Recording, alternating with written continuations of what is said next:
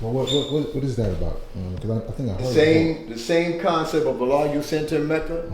I don't know if you ever saw the bylaws or know what that was all about. It's the same thing. Okay. I just changed the name because I changed the name and the address because I got tired of getting caught up in nation politics. As in the law you center in Mecca, I used to be, when they first started, first my name is on the original papers to get it, birthed.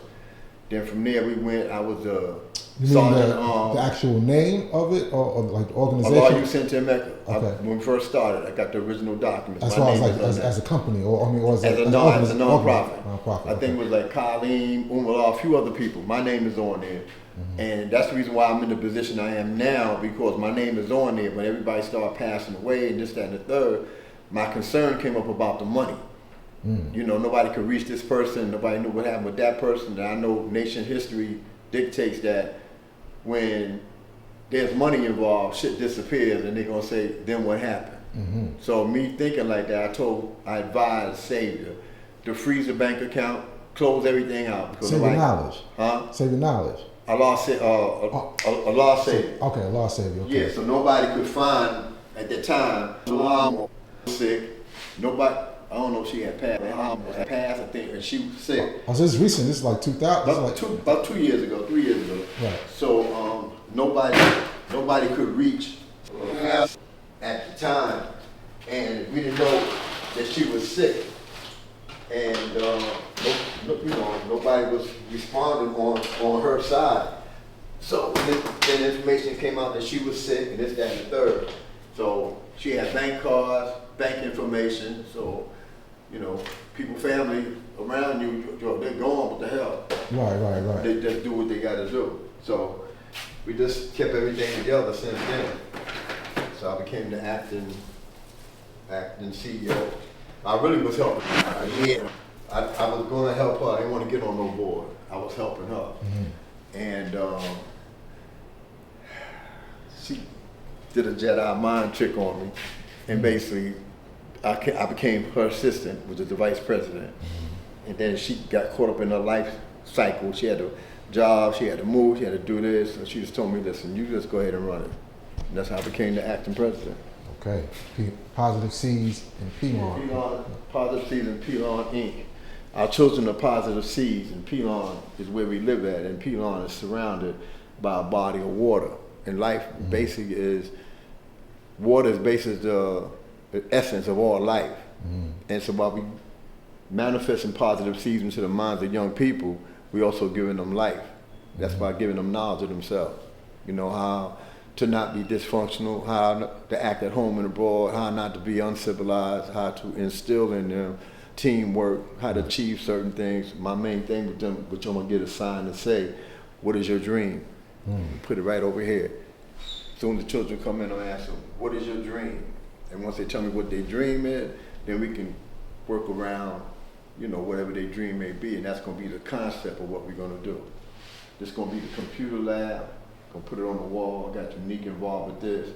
It's just gonna be open space for right now. Okay. So this is like another outreach center kind of. Basically, it's basically what it is. It's Positive Seeds Outreach Center or Positive Seeds Resource Center, where you come here, like you got the information on the board. We're gonna network with the local politicians in the area, and we'll be able to give certain information to the parents as well as the children in the community. Because you got to work hand in hand. You can't do one without the other. And we're going to get the permission of the parents in order to do anything with their children. We got permission forms and all that. Right. So all this is through this organization that you work with, the Mount Hope? No. This is strictly me, Positive Seed. It's all me. So this has nothing to do with Mount Hope? Nothing at all. Okay. But they own the building. They own the building. What they're doing, it's called in-kind. So in-kind service means they'll let me do certain things, and the service that they're giving me is in-kind. I ain't got to pay no rent. Okay. At least right now I'm not paying no rent. Okay. But once I get everything up and running, I'm sure that they were going to charge me something, but it won't be astronomical. Right. You already have a relationship with them when you were. I worked here for 24 years. 2000, since 2000. Since 1999. Got a kitchen back here. I'm waiting to get it up in the bathroom. Everything's still under construction. Okay. You know, I got refrigerator coming in, got a stove coming in. I got 2 doors my guys want to put up for me. Okay. All right, you on your way, huh? Yeah. Just I got to put my time into it. That's all. Right. So running around, got my balance, my personal life, I got in order. So now I'm dealing with things at the school. So that's another task on my plate. Right. So how long do you think this will take to be up and running all the way? A month, if I'm uninterrupted. Okay. I can have this up and running this time next month. Okay. If everything go according to my plan, no hiccups. Right. I got somebody donating a refrigerator to me. They're donating the stove. They tell me it's a gas line here, but there is no gas line, so I need to get an electric stove. Right. But I'm not trying to do too much cooking. Anything, it'll probably be microwave or whatever, something simple. But the refrigerator will be a plus. Mm-hmm. And my super did this work here, one of my supers. All right. You know what I'm saying? You're a manager of supers and I was. You was? Yeah, I was a maintenance supervisor. That was my title. Okay. But as far as the community was concerned, I was a community ambassador because I used to network and knock on doors and make sure that the community would get certain information. Mm-hmm. Like they had something with you can get a break on gas, you know, on your rent, something like that. You want to know how much gas you got. It's called Sitco. And you knock on your door, figure out what your family budget is, and then we can go ahead and fill out the paperwork, send it in, and they give you a deduction on your gas, on your gas bill. Okay. Like say if you were paying, hypothetically, you were paying $200, you might end up paying $25 for 1 month or a couple of months. They give you a break. And then the outreach workers, all depending what building you had, you would get a stipend for yourself. You know, if I took 4 buildings, I would get maybe $1,000 per building based on how many apartments and how many tenants is in the building. Mm-hmm. So I used to take like 4 or 5 buildings.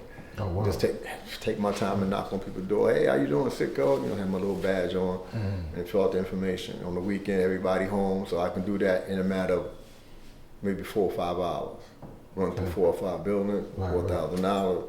Right. I ain't got to split it with nobody, you know. Right. So that's where I was at. All right, that's what's up, man. So this is Positive Resource Center.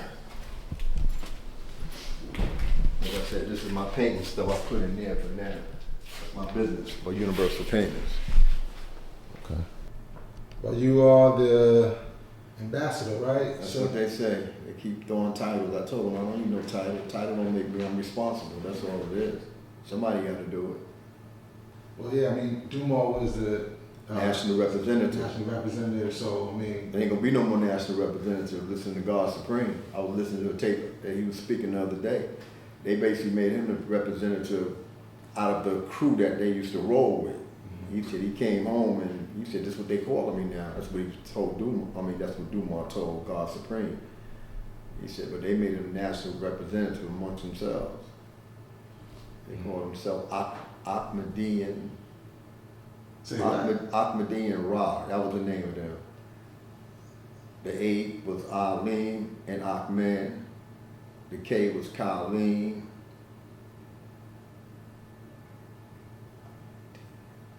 The D was Dumar. He was in there some kind of, he had a little breakdown to the name, you know. He said there'll be no more national representatives. No more after Dumar. After Dumar. I think that was 2013. I think it was 2013. I got to look at the video. I was looking at it the other day when he spoke for 2 hours at the Parliament.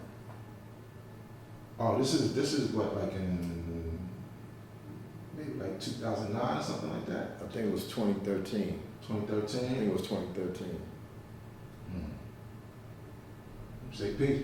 Born Justice. We on. Peace. I'm Born Justice of Law. We're here in the Positive Seeds Resource Center in Pelan, and I'm being interviewed by Infomega. Mecca. Is it Info Mega? Info Mega? No, it's not Info Mega. It's Inf Mega. Inf Mega.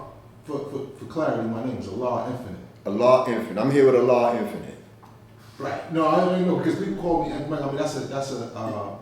I know. I saw you in the interview with Wisdom Understanding. Right. Clarify. Yeah. That's I'm Allah Infinite. People who say Infomega or Infomega, right. People mess the name up too. But right. I know that you know me from that world. Mm-hmm. Right. But from this world, Allah world manifest, or even in my personal life, I'm Allah Infinite. Allah Infinite. Allah Infinite. You okay. know what I'm saying? So, but I've known you, God, since I got knowledge, God, since the Born Ciphers and Born Culture. Okay. Right. But I originally saw you in the Brand Nubian video, right, building on that knowledge build degree. It's the duty of a civilized person who's a member of the 5% nation is to teach civilization to what? The uncivilized. Yeah, that was Fab Five Freddy did that.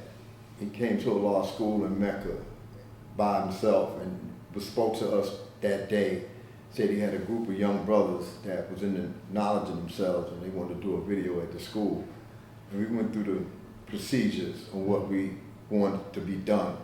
As a matter of fact, to my knowledge, that was the first time we actually went through the process of filling out paperwork, making donations, dealing with a company of recording artists, and also the business of dealing with the company itself that was hiring the artists.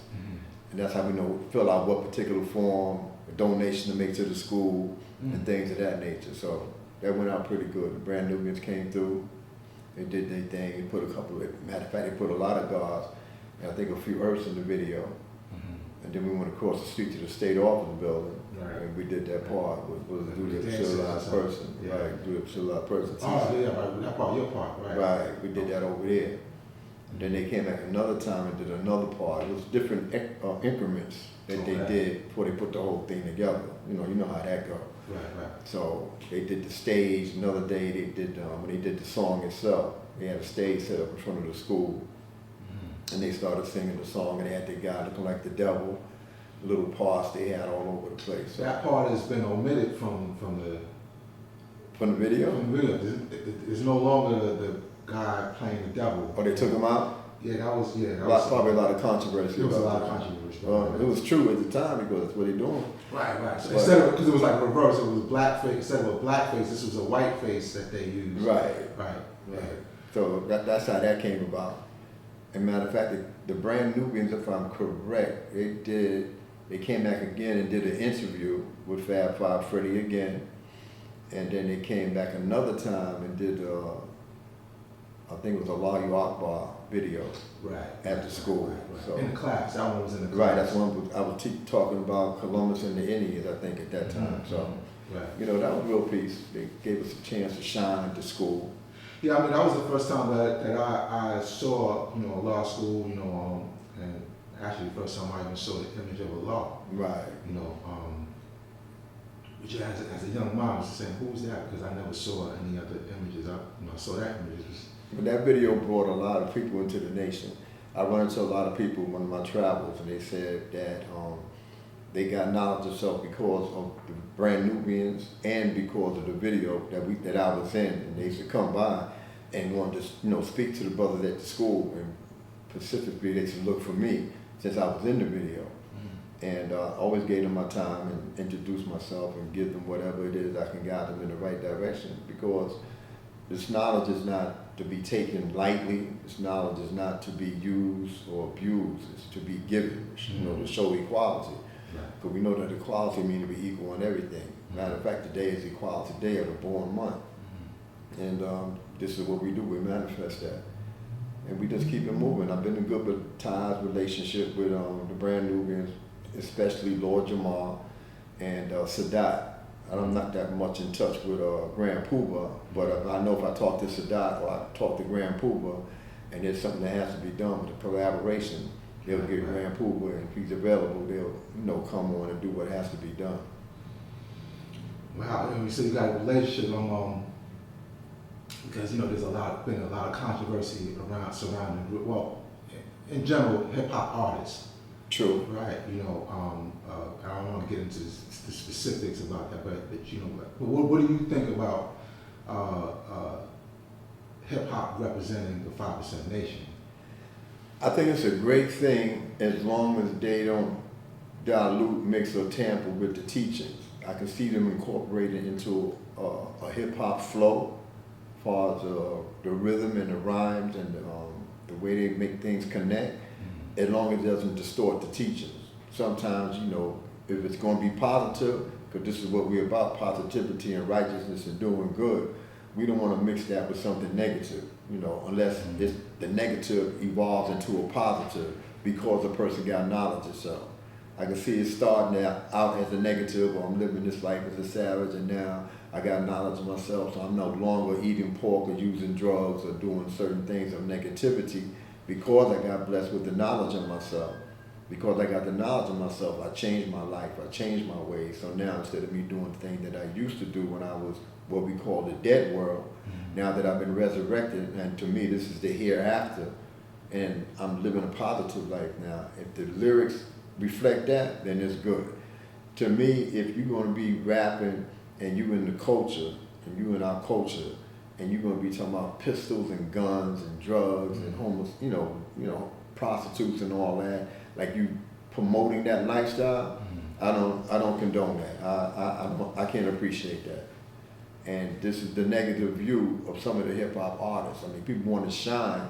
I mean, I would think that you can get the same attention if your lyrics and your beats are right, because that's what's going to attract anybody to listen to your lyrics. I think, to me, I'm not a recording artist, but I would think, to me, what catches my interest is the sound. If I hear the sound first, then I listen to the lyrics. I say, oh man, I like that beat, man. They're using a cut from one of the songs that I like, maybe a Teddy Pendergrass sample or something like that. All right, I like that, come on and go with me. Then they go into a rap. I say, okay, now I can listen to the lyrics, and I say, oh, I understand where they're coming from. You know, come on and go with me. Come and go with me where? Come and go with me to a law school to get knowledge of stuff, or something like that, then I can see that. But they say you coming to go with me, I'm going to do a drive-by or sell some drug. I mean, to me, that's a no-no. And I would think that the artists that is in the industry should take that into consideration, that you can still get money if your beats is tight and your lyrics is tight. You don't have to, how can I say, condone, you know, the negative like, you know, like that there. I mean, you got to try to get your audience. I understand that, but you can still get your audience if you got the right beat.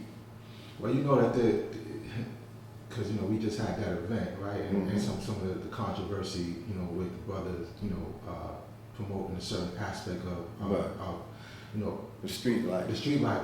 But, you know, we were in the streets, right? Or the 5% has been in the streets, and that is a history that we have been involved in, you know. I have history in the streets, you know, when I was coming up. You know, I haven't always been the wise, civilized person that I am today. You know, there was a dark side that I evolved from, and it caused me sometimes to go be incarcerated, to go to jail. Even while you had knowledge? While I had knowledge. Because the thing is this, I strive to tell this to people all the time. You can have all the knowledge in the world, but if you don't have no understanding to go along with that knowledge, you're going to act the same way you normally act because there's no understanding there. Knowledge only means to know. So you know certain things, you know the lessons, you can quote the lessons, and I think back in the day, I got knowledge of myself in 1968 in Spotswood Youth House in the Bronx. All right, I was like 15 years old. I got doing my little thing as an adolescent, and I got sent upstate to Oldsville State Training School for Boys in 1969. I was in Oldsville when the father got returned. I was up there with Black Sea Shamgar, Law Freedom, Hameen, firstborn Hameen, he's no longer with us. I found out that Allah Reality was up there when I was up there. Another guard named Allah Forever was up there. There's a couple of bills that I had at the Parliament. I would say certain things, like when the father had got returned, we was going down to what is called the baseball field. The cottages were spread out. I was in state cottages. And we would sing, the cottages were lined up with one path going to the cafeteria, going to the gym. And we were singing Enlightenment going down that path. And that's because of the fact that we was going to sing the enlighten at the yard when the news came to us that the father got returned. But that, like I said, I was 15 at that time, and with knowledge of self, but no understanding. So I was ripping and running the streets, doing what I had to do. In all honesty, I was born and raised in Harlem, on 117th Street, Lenox Avenue, which was called Junkie's Paradise at the time, because everybody. Junkie's Paradise. Junkie's Paradise. Everybody down there was getting money from drugs, from heroin. It was deep, all in that area.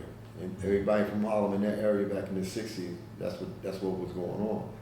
So I was always surrounded by gangsters and pimps and hoes and hustlers and things of that nature. And I wanted to be a gangster. As I came up, that's what I wanted to be, that's all I saw. So after I became what I wanted to become, you know, I changed my life around. I wanted to be a righteous person after 25 years off and on of my life in jail. So from 68 to 68 different years, 68, 70, 73, different years I was going in and out, returning revolving door. My last bid was 1981. 1981. I had to sell of a controlled substance in Divine C, because I got family and history in Divine C. That's how I know a lot of people in Divine C, from the dead world and the righteous world. And that's where my man, Unique. I met Unique down here, and we had a good relationship. In 81? Uh-huh. In 81 you said? Yeah. Okay. I was in that area all in that time. And but I was up there prior to 81. I got arrested in 81. Got convicted in 80. I got arrested in 80 and got convicted in 81. I was sent to Lewisburg Federal Penitentiary. You know, for a period of supposed to have been 10 years, 13 years. Supposed to have been. I did 5 years. About 5 years, 2 weeks, and a few days, and I got released in 1986. September 8th, matter of fact, got an anniversary coming up. Right, September the 8th, 1986, is when I made myself on the scene being just and true. So all that years that I had before, everybody I know or knew that had knowledge of self, besides a couple of the firstborn, I didn't know that they was firstborn at the time. Like Black Messiah, I knew him. I didn't know that he was a firstborn. I didn't know that Bismillah or Naheem was a firstborn at that time, but I knew him.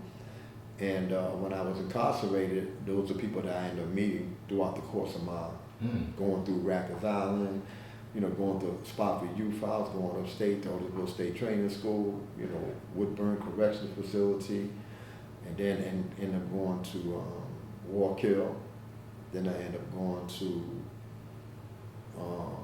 Camp Adirondack, which is an upstate camp. Came out, did a couple of months on Rikers Island, came out, ended up going to the feds.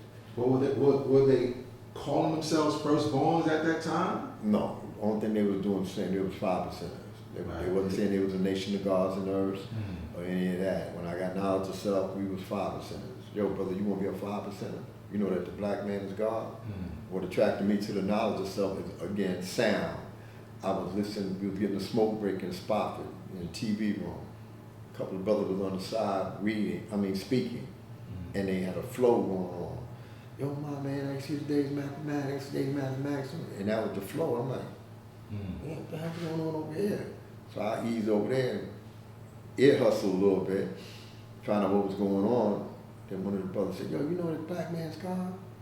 I said, no, I don't know what you're talking about. I wasn't a church-going person. You know, my family didn't go to church like that. So eventually we passed cigarettes out to each other and shared, you know, we started talking, speaking, building. And I said I was interested. I had to go on a 3-day fast. And I went on a 3-day fast. I got my Supreme Mathematics, I got my Supreme Alphabets, and I had my student enrollment. I had to choose a name for myself, but they didn't give me the lessons. They gave it to me by word of mouth. I wrote them out. I had a composition book. By everybody watching TV, I'm on the side with a brother named El Yatu and El Java, and they was telling me this is where you study, this is what you do, and they would quiz me and ask me things. My name was Qasim at the time. 1968. 1968, my name was Qasim. And I was there, did my fast. My born day is in October, and it's around the same time of my born day. You know, my born day is on the God day of October. I fasted for 3 days. So like October the 10th or the 11th, I completed my fast. And I was basically officially a 5%, just by that introduction. Then a couple of months later, November, I think it was January of 1969, I got transferred to Otisville State Training School. It was in the winter months. And that's how I got to be in Otisville. And it was nothing but guards all over the place. You know, you had to know your lessons up there. You know, they meet you on what is called the path. The same path I was telling you about. You got Texas Cottage or North Carolina.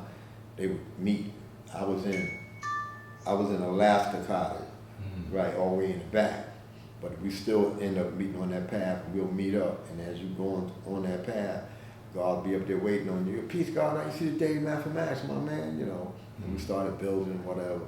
And if you didn't get it right, it had a saying that you would slip and stumble and your world may crumble. So you got to get your stuff together, my man. I said, okay. So we started studying everything. Black Sea Shamgar was there with me. And he was leaving to go home. But before he was gone, he took his lessons to the school, which Mr. Gandy was the principal at the time. That was his name. And he always told the 5%ers, don't bring your lessons to school, you leave your lessons in the cottage. Shamgar brought his lessons to the school. Mr. Gandy took them from him. I had a job in the school as a custodian. So my job was to clean up. If the school closed down, my job was to clean up and do the toilets, do the floor, strip and wax the floor, wipe everything down. Spofford. This is in Otisville now. Otisville. In Otisville, 69. And Shamgar went home, and as I was cleaning the principal's office one night, something told me to check his drawer, see if it was locked. And I opened the drawer, it was folded there, and I knew it was a blue folder. I was told the folder was blue. So I saw it, pulled it up, and it had a little window saying the name of Allah. Black, he didn't say black, it said the Shamgar. I took it, put it in my pants, pulled my shirt, we had khakis, and I pulled my shirt over it. I kept on cleaning. I've never been as nervous as anything in my life, as more as I was that time when I had that package. And I ended up making it, doing what I had to do, and I got back to the cottage. And that night, I started studying. The next day, I got up and went to the mess, going to the child hall, the mess hall, and the brother hit me, yo, God, how you see today, mathematics? You know, I stumbled, got caught up in it. So that night, in the dorm, there's a fire door, and that door had a window, a long glass like that. Excuse me. And the light was coming in through that glass.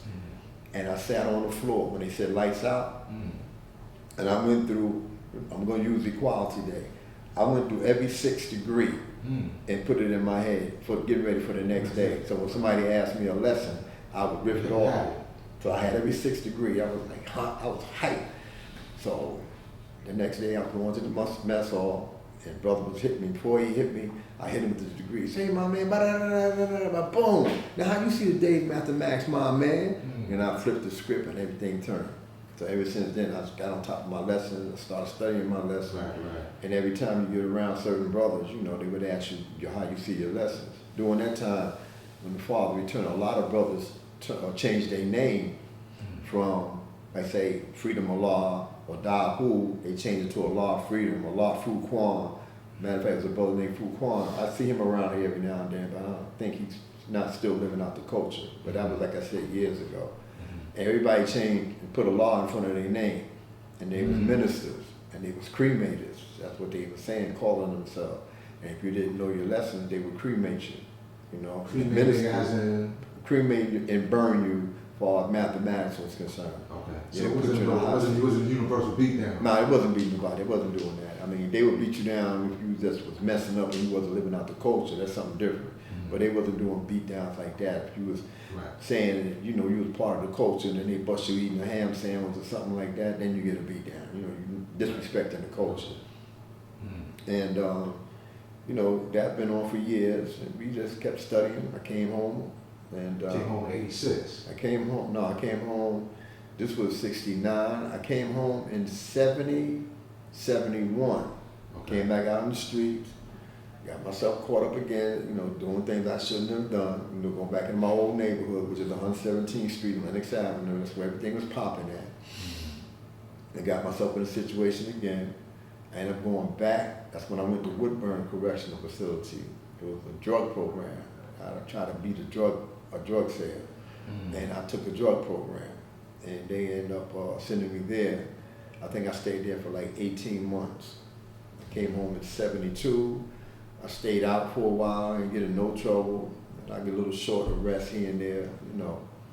And then again, back in 80, I got myself 79, 80, 78, 79. A little short bit on Rikers Island, 3 months here or whatever. I had a pistol charge. And the pistol wasn't mine, well, the pistol was mine, but it was in the, I put it in up under the seat of the cab. So they couldn't really prove it was mine. I'm saying it was the cab driver, he's saying it was mine, I was trying to rob him. I went to the law library, stayed in there for like 90 days, and they called me on a release. I was on the block, on 5 block. And they called me, we was out there talking on the tiers, and they called my name and said I was getting a release. You know, I submitted my paperwork and everything. I think I got out of there, it must have been like maybe, it was in the evening. When I got on my block, it was cold. You know, I had the shirt that I had on, was like a polyester shirt, polyester pant. It was beige. I never forget the color. Because beige and brown was my favorite colors. Ended up going home, getting myself together again, no understanding. Went down to DC, made a couple of runs down there, met a few people down there. I got family down there, and my cousin was putting me with the circle of things that I need to get done. Then I got the last bed, and I told my mom when she came to visit me in Lewisburg Federal Penitentiary that I'm not going to get myself involved in no more trouble again. I said I got myself in a situation in the drug game to be at the statute in my life as high as I was in the game.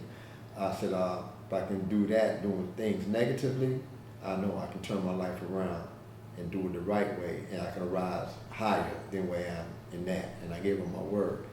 And until this day, I kept my word bond. And my mother's 91 years old. She's still with me. Okay, well, peace. Yeah, she's still with me. And so far, I've been through my trials and tribulations. Like I said, I got released in '86, September 8, 1986. I had jobs I got released to the Salvation Army halfway out for 6 months. They wasn't giving that much time out. My record was, you know, good. I wasn't getting in no trouble when I was in, so they gave me 6 months. I went to Raybrook. They transferred me from Lewisburg to Terre Haute, Indiana.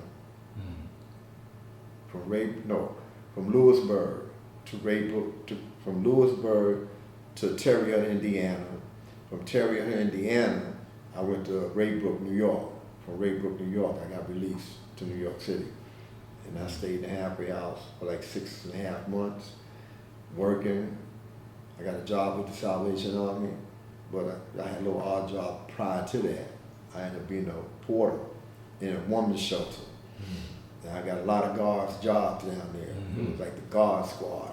Lord Dumar was down there, AZ, A-Do, Shabazz A-Do. A lot of brothers I got jobs there. Then from there I went to the group home, Salvation Army. I went to the boys group home right around the corner from the school on 127th Street, between 7th and Lenox.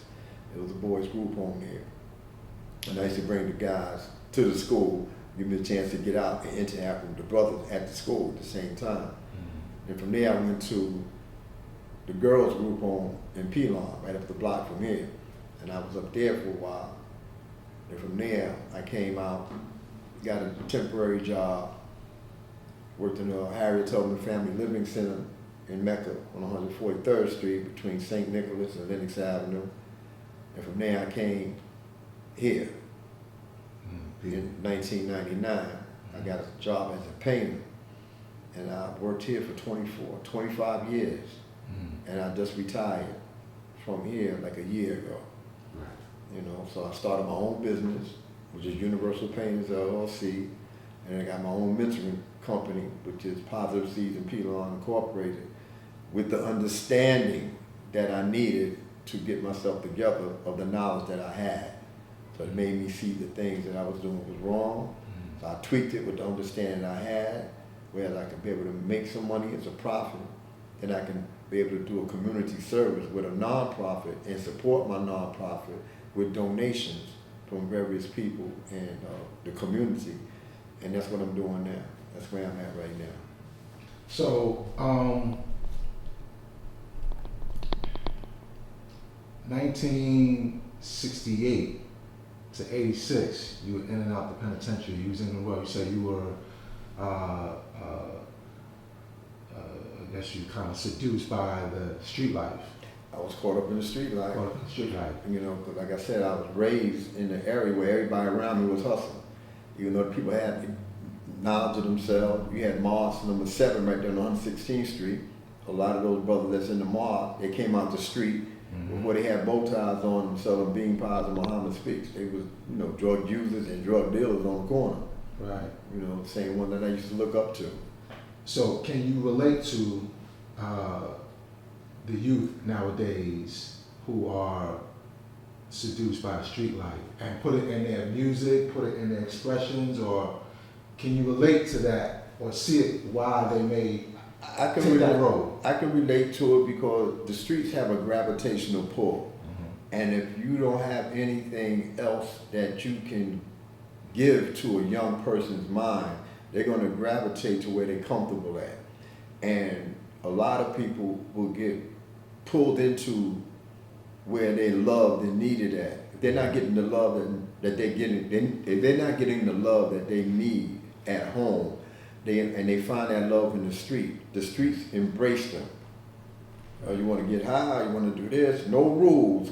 Everything goes here. You can do, man, don't worry about that. Yeah, I want to do that. I want to be over there. I can't do this at home. My mom is on me. My pops is on me. My sister is on me. I'm out here. I can do everything free flowing. So I can see that them getting caught up in the streets and things, and why they're getting so much crazy time, because the things that they're doing, the crimes that they're committing is senseless.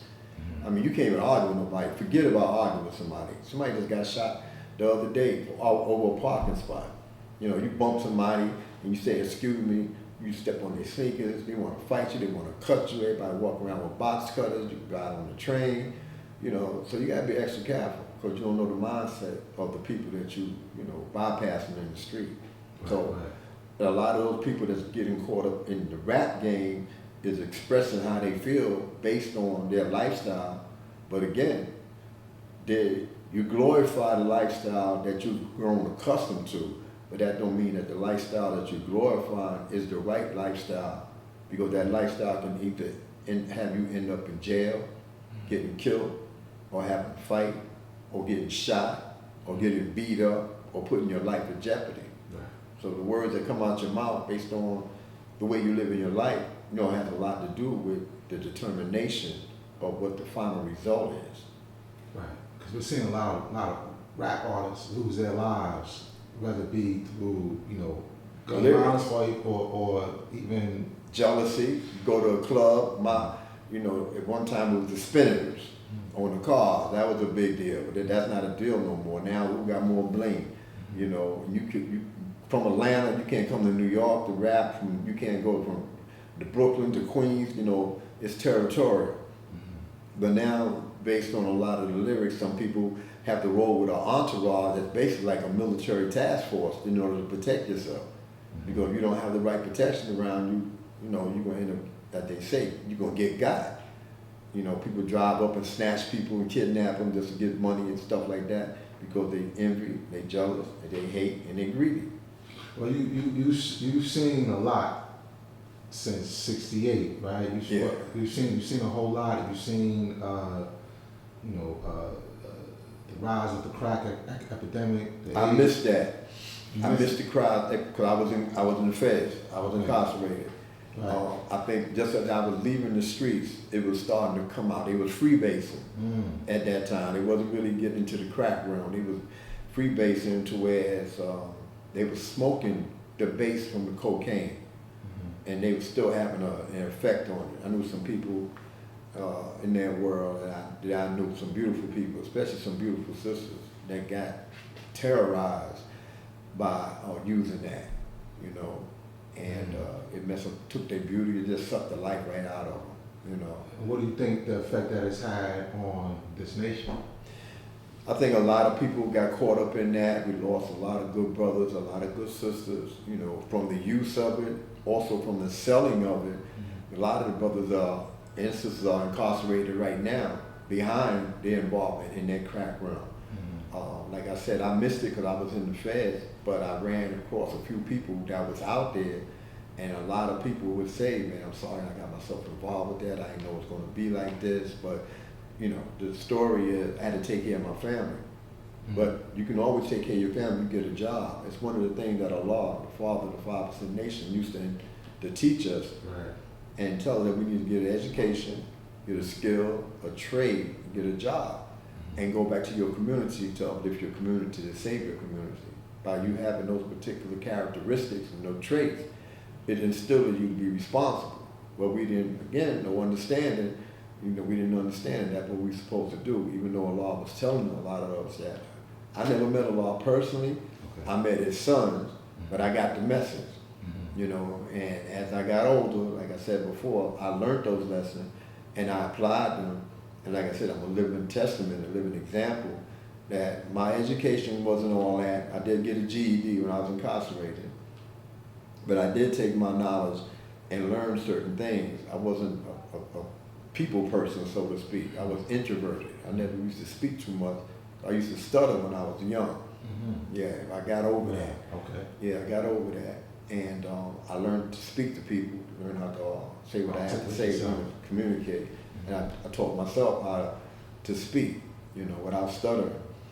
And got myself involved with working with children, first working with homeless people in the shelter. And then I ended up going to the group home with the boys in the group home. They had pen cases because they wouldn't know how to act. A pen case is a person that needs supervision. That's what it stands for. And these children was just disruptive. They was tearing their household up. They was dysfunctional, and their parents couldn't deal with them. So the system got them. So they put them in a group home. I ended up getting a job in the group home as a counselor. Had no experience whatsoever, but the Salvation Army sent us to training to get trained, and with my basic insight on knowing how to deal with people as I was coming up, it merged and married together. And I was able to become a good counselor. Then I became a recreation counselor, gave me a chance to get out more and take the guys out. You get them out, they have a different attitude when they come back. They don't want to be tearing up stuff, you know. So that turned out pretty good. Well, you know, I just want to touch on there's a stigma on the nation about, you know, being a criminal, being criminals, right? Well, you have walked that line, right, in terms of, you know, you've been in the criminal world, but then you came out and you became an upstanding citizen, and you took the teachings of Allah and, you know, made that at the forefront of your life, you know. But like, can you talk about like the other side? Because, you know, they said that the first 9 born were criminals, but there was the other side that Allah didn't teach that, right? The thing about it, from what I understand, when the law came to us, when I say us, I mean the 5%, a lot of the brothers was in the street already. You know, they was I'm not gonna say renegades, but they was adolescents. You know, they was young, and some of them was into the world of dealing with drugs, robberies, things of that nature. And as they progressed with the knowledge, especially around the firstborn, a lot of them got the understanding from Allah. So they had a chance to change their lives. But a lot of people in the 5% nation at that time, they didn't get that blessing to get the understanding like that. So they still would go through trials and tribulations and still get themselves caught up in different spider webs of illegal activities. And as time changed, people change. You have to change or you're going to die. So once you realize you keep going to jail for the same thing over and over again, you want to stop using drugs, because using drugs is causing you to go to jail because you got to make money and you don't have a job. So you're going to, you know, commit crimes in order to get the money. And as you get older, you realize these are some of the things that, you know, I got to stop doing. And that's what some people, I mean, when I was young, people like Hakeem, his family, they used to, we're from the same block. Arlene, we're from the same neighborhood, 117th Street, Links Avenue. His brother, Living True, who else is it? There's a few brothers that always was trying to tell me to live my life right, stop doing that. Hakeem's mother used to always tell me, don't sit on my stoop, because she had a brownstone, a private brownstone in the block. And we used to sit on the stoop and do certain things. She made sure we don't sit on that block. Hakeem used to always tell me, yo man, get yourself together, you're out here doing this, that, and the third. You know, I was talking to him the other day. I said, yeah, you never thought that the life that I was living at that time, and look where I'm at right now, standing here basically overseeing some of the day-to-day operations at the law school in Mecca. Same thing with Arlene. Arlene was the same way. You know, he's telling me I was a knucklehead back in the days, and you know, now you look at you, you're over here, as Doc Kim would say, with my homies. You know, they all my homies, those are the ones that's in my era. Like I said, I'm 70 years old now. Next month, I'll be 71. And I'm mathematics, and that's God knowledge. And I have learned God knowledge. Along with that, I've learned a lot of understanding. You know, it was a growth, it was a process, a growth and development process. And it wasn't easy, it was a process. And all the trials and tribulations that I went through, I've learned everything, every step of the way. Like I tell people, a lot of young brothers, they always make a statement. Yeah, man, I'm taking everything from knowledge to born and taking it back to, you know, taking it back to knowledge. But you're not looking at the stages that you have to go through, the 7 stages in order to go from knowledge to born. You got to go through wisdom all the way through the mathematics, birthright, to build or destroy, to born. Now, what you're doing from your knowledge is going to be born dead or born alive. Is it going to be born good or is it going to be born negative? And if you survive the wisdom stage, then you get to the understanding stage. Though it's a process. Everybody doesn't make the full process of those 7 stages to get to make something manifest. It sounds slick. I take everything from knowledge to born, take it back to knowledge, and it come out like this. No, you got to go through those stages, those 7 stages. Right. Going through those 7 stages will allow you, that's the process. You have to go through the process. And from the process, it's a journey. It's not the journey, it's not the destination, but it's the journey that's going to get you to the destination. So these are the steps you have to take in order to get to the destination. The destination is the end result. You arrive. But how much luggage do you have with you that you can carry from the process of your journey? What did you learn along the way? And everything is a story on every degree. From those 7 stages, those 7 degrees, there's a story on each degree. And each person got a different story to tell. All right, peace. Can you build on your history with Firstborn Prince? My man, Firstborn Prince. I was introduced to Prince when I was in the Feds in the 80s. Lord Just was raised up with Prince. And Lord Just was basically paying me when I was getting transferred to Terry Hunter, Indiana, on the baseball field. He took me through all my lessons, and we was quoting the lesson. They stopped me in the middle of the degree, and they told me to pick up.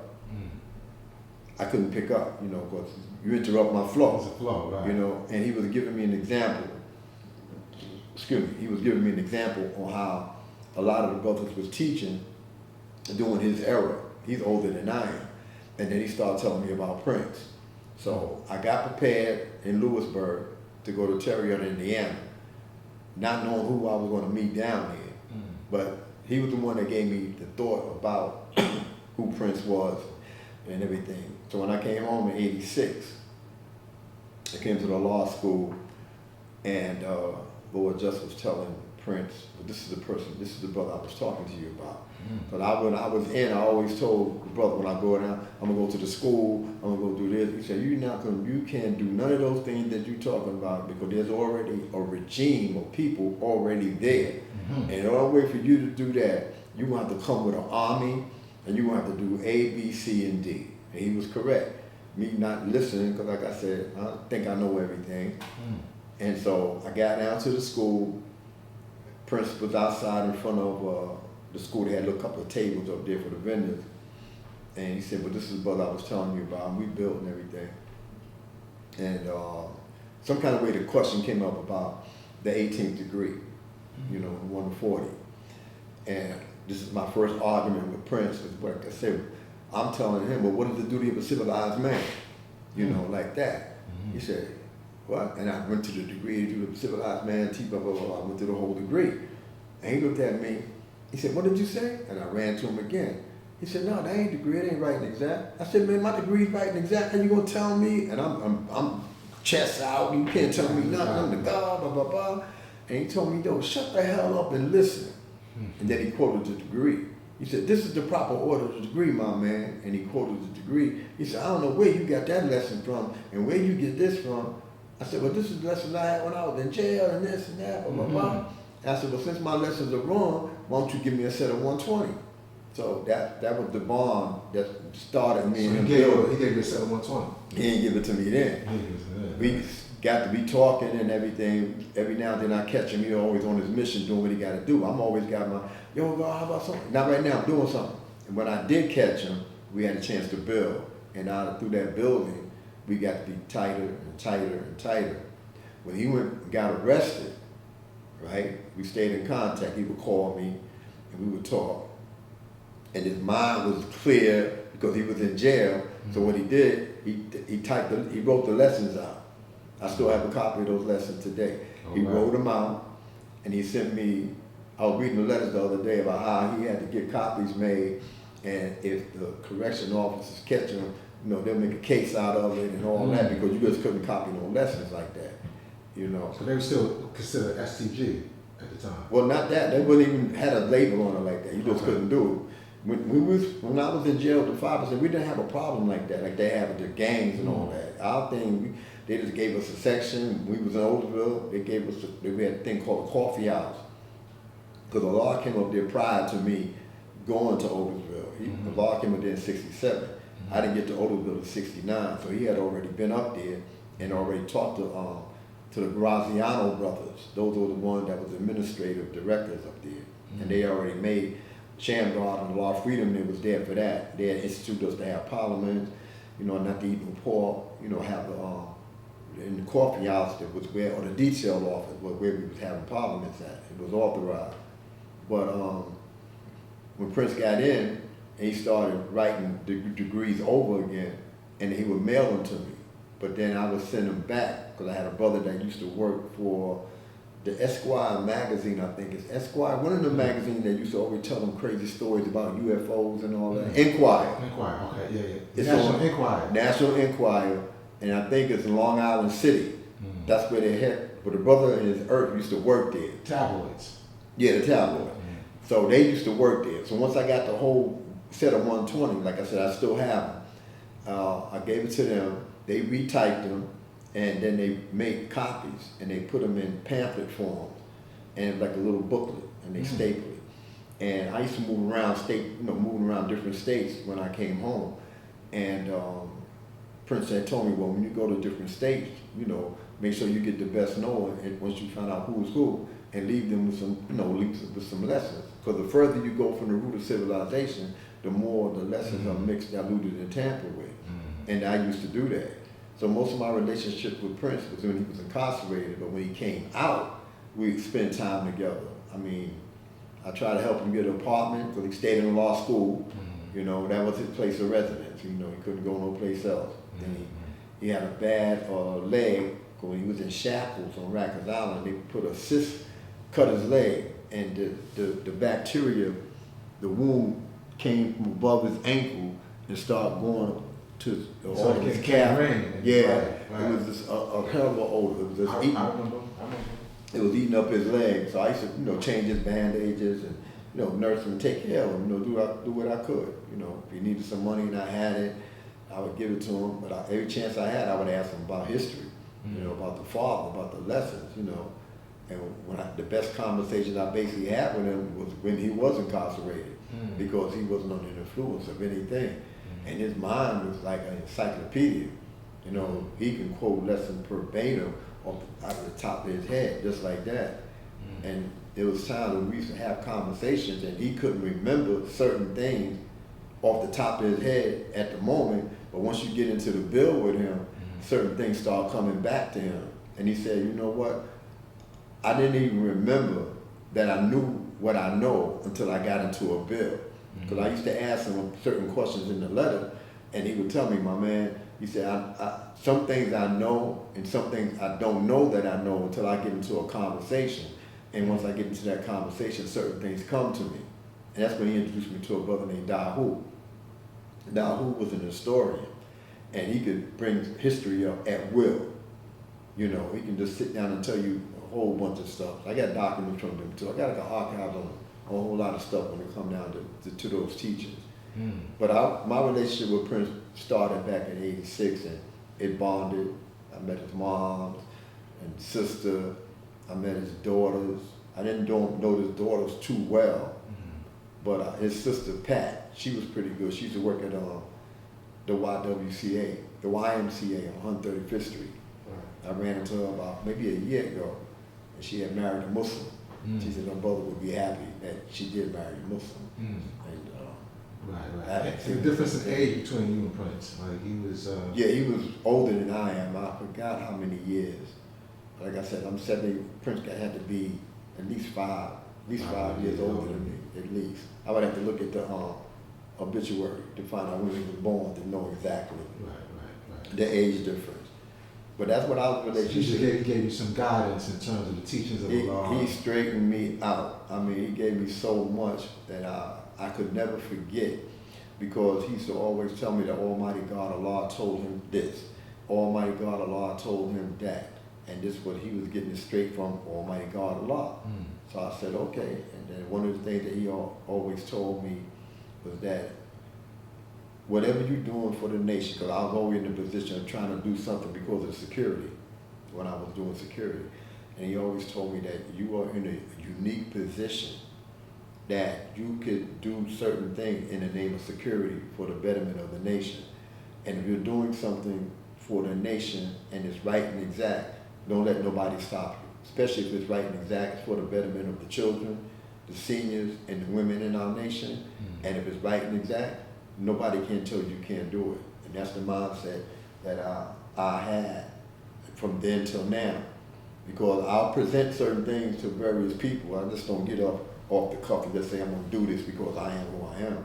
There's people that I go to and I will speak to and say, well, listen, like when I came home, I wanted to be not in charge of security, but I wanted to do security. And I spoke at the September Parliament in 1986. And I said to the nation that I wanted to know the body of the one, or the one who's making decisions for the nation. I would like to, sit down with you and let you know what I want to do for the nation. That's how I met Firstborn Shasha. I met Shasha by the gym, coming out the gym. Najee used to have his oils at the table. In the entrance, you come out. And Shasha was in front of me with the table between us with some other brothers. And he was looking at me and saying, yeah, I understand you want our permission to take charge of our security. I looked at him, he looked at me, we looked up and down, like, sizing me up. I sized him up. I said, no, I'm not looking for your permission. I want to let my nation know what I want to do for my nation. And after he looked at me and stared at me like, who the hell am I? And he said, all right, peace, God. And he hugged me and gave me an embrace, and basically I got his blessing. There was a couple of parliaments that he had spoke, and he was telling me how Allah gave him basically the position of security. And when Born Justice came home, it was outside Parliament. He was telling me he passed it off to me. This is another Born Justice. No, I gave it to me. Yeah, he had passed it off to me. I was looking at the video the other day when he had said that. Because we were speaking about certain things. What year was this? This had to be in the 80s, like 88. So you're looking at a video? There's a video of this? Yeah. 88? Yeah, in a Parliament. It's a Parliament. Oh, okay. Rasheen will have it. Yeah, I have to find. I might even have it on my phone. I would have to find it. But he was speaking at the Parliament about something that happened. But they was telling me I used to have to go to Medina, to Marcy Projects, to the Paul Robeson Cultural Center. Nobody knew me. Nobody knew me. Just me and a brother named Born Love came home out of my fruit up in Raybrook. And we was at the Parliament on the door. We was going to start patting people down. Brothers coming to the door like, who the hell is this? Nobody was patting, just coming in. And it was a lot of flack, man. So eventually I got to know G.O.D, first born G.O.D, a BG. They was telling me about how security was, and Yahara, regarding Yahara. So they had the FOA at that time. No, Yahara, that's here now. With, okay. Earthly Embraces God. His Yes, name is Yahara. yes. And so we had to go out to Medina and have a meeting in Paul Robeson Community Center. And we started there once a week, and they basically was drilling me, figuring out who I was, and took me through the ABCs or everything. And then telling me at the same time, this person here, which was Gamal, was in charge of security, and he was doing this. Another brother named Lamin was in charge of security, and he was doing this. And they was just telling me how it's supposed to go. And this, I was learning the way that they was doing it. I just took it a little bit further from the FOA. My physical cousin, his name is Great Mind, Rakim. I had my two cousins are twins, Rakim and Rob Lavelle. That's how I know Rakim and his crew through them. Okay, that's my man. Rakim. Yeah. So we had a meeting one day, and he came up with an idea. He said, listen, man, that FOA is too close to FOI. He said, I thought about this. I said, what's that? And he looked at it and said, G.O.D, God's Organized Defenses, or God on Defense. And we had a bill about it, A.Du, Lord Dumar, and all of us at that time. That was the nucleus. And we said, yo, man, God's Organized Defense sound peace, blah, blah, blah. So we agreed that FOA, I think I even got one of the old 5% newspapers before they changed it. And it was in there, no more FOA, G.O.D. Wow. Yeah. So can you build more on that history of the FOA? The FOA was the fruit of Allah. That was the name of the brothers that was dealing with security prior to me coming home in '86. I don't know who was the originator of that particular concept. But Subar was a part of that, right? I think Subar was part of it. I had counsel with him. I had counsel with Gomel, Sincere, firstborn Sincere, Saheem. I didn't know Shamgar at the time. G.O.D. And like I said, they basically told me how security was ran, and you need to talk to so-and-so and so-and-so. And every parliament, I would speak to various brothers, and they would show me the procedures, because I didn't know. I just know from my hustling days how when I had a club that you come into my spot, you want to get searched because people would come with guns. And they had a habit of bringing the guns in through their women. So I said, you know what, from the knowledge I got in the dead world, allowed me to put the knowledge in the hereafter, which is now. And I said, you know what, we got to get an EOD. We got to get an Earth Organized Defense so that the Earth can be searched by women. Because there was another uproar with the guards searching the Earth's bags and, yo, God, how you gonna touch my Earth and this, that, and the other. So we had wands, we did all kinds of things. It was a process. It's a process. So we ended up getting some Earths involved, which is at the time her name was Leasia, which now is Absolute Intelligence. And you got Serenity, and you got another sister, Love Hell or Right is her name now. And they used to be on security. They would take care of the women. So we go to the right, go to the left, the women will search you, come to the side, the guards will get you. And we'll go through what we found, all kind of stuff in those bags, man. But we got the Guards Organized Defense, we got the EOD, Earth Organized Defense, we created general orders. And when year was this? Orders happened in 1986, 87, between 87 and 88. So G.O.D, God's Organized Defense, that took place in 88. About 88, 89. Okay. We came up with that. And before that was a fruit of Allah. Before then was the fruit of Allah. Okay. And ever since then, we've been doing what we had to do. We created general orders. It's similar to the general order of the Nation of Islam, but it's more tailored to the 5%ers. About being on your post, how not to have nobody, cause a disturbance near your post. You got to be properly relieved. You can't leave until you're properly relieved from your post. You can't leave a post open. We have a thing called unit closure, where if it's 3 people here and one person got to pull out, the other 2 got to come in. You know, that way. And this is procedures you said coming that you got From directly G.O.D. but you took those procedures from the fruit of Islam, No, we took those procedures from my knowledge from the street. from knowledge of the street. Right. Right, but you were saying that you got some influence We from. got the general orders. We took the general orders and converted them to the 5% teachers, basically. You know, because the Nation of Islam was always searching when you come in. But my knowledge of searching people was when I had clubs in Harlem, because I'm from Harlem originally. And so when a person used to come to your club, they're going to get pat down. You're not just coming in there because all hell used to break loose in those clubs at that time. People just losing their money. People owe money for packages that they picked up and they ain't pay, and they coming in, you know, pulling out guns and people diving up under tables and things of that nature. So they didn't have no, at that time, they didn't have no machines to check see if you had guns on you, getting pat down. Detectives. Right. They didn't have them detectives, you were getting pat down, you know. And it worked, you know, so we got the G.O.D, we got the E.O.D with the security, and things was going pretty good, but you always got one in the crowd that don't want to get searched, and that's always been an uproar until you have to put hands on them, you know, you got to restrain them, you know, not beat them up, but restrain them. So you had to deal with that a few times. Oh man, did we? We had to do it a few times, but we had to restrain them.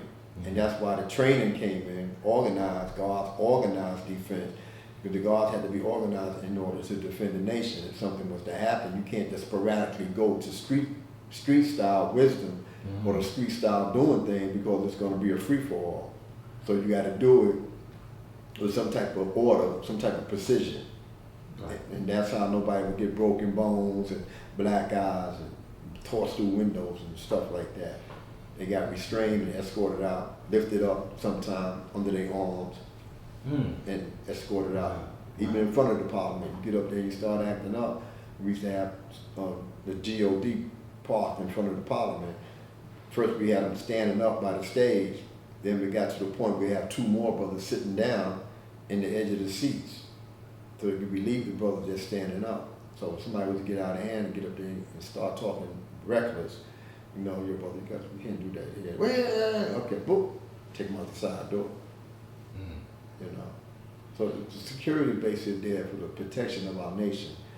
Mostly our senior citizens, our children, and our women. You know, most of the men, my concern, as I've always said this on numerous occasions, every man in this nation is part of security, whether they like it or not. You know, they may not have the training, but if something hit the fan, I don't see nobody running up on the tables, and I see the women doing it, I can see the babies doing it. I don't want to see no men, grown men, diving up under the tables, hiding, you know, instead of coming out and helping what we had to do. When we had a shootout, somebody was shooting at the school, this happened years ago at Harriet Tubman. You know, Freedom and I got together and some other brothers, we ran and chased the brother down and caught him in the project. You know, and we apprehended the guy, and justice was served, and everything was peace after that. So there's been incidents where we had to, you know, defend our nation off camera. You know, it's a lot of times it's from a person that's under the influence of some type of substance in the nation that's acting up. They come with a knife or a razor blade, try to resolve a matter, a dispute at the parliament. And the parliament is not the place to deal with disputes of a degree where you got to get aggressive. You know, if you want to build and speak and have a cipher, that's something different. But if you come in there with razor blades in your pockets and you want to cut somebody, a couple of Earths wanted to do the same thing, pull out a razor blade in the bathroom, in the woman's bathroom, a melee broke out, sister pulled out a razor. Again, that's the reason why we got EOD. Because, you know, certain things don't come into the parliament. People come in drugs and no, you can't bring that in here. You know, but this is no, put it in your car. You know, go take it someplace else. You can't bring that in here. So far, things been going pretty good with the parliaments. Now that we're not at the Harriet Tubman, we had 92, but we haven't had no problem in 92 so far with security. I mean, can you build on that? Like, why we're not in Harriet Tubman no more? Or? From what I know is after COVID came and cleared up, we was trying to get back into Harriet Tubman. They shut down all schools. They shut everything down. All schools got shut down. Yeah, right. We couldn't get into no school. But when they start opening things back up again, there was a group of brothers, maybe a couple of sisters, that was going to certain meetings in the community board. The tribe, Bilal was one of them.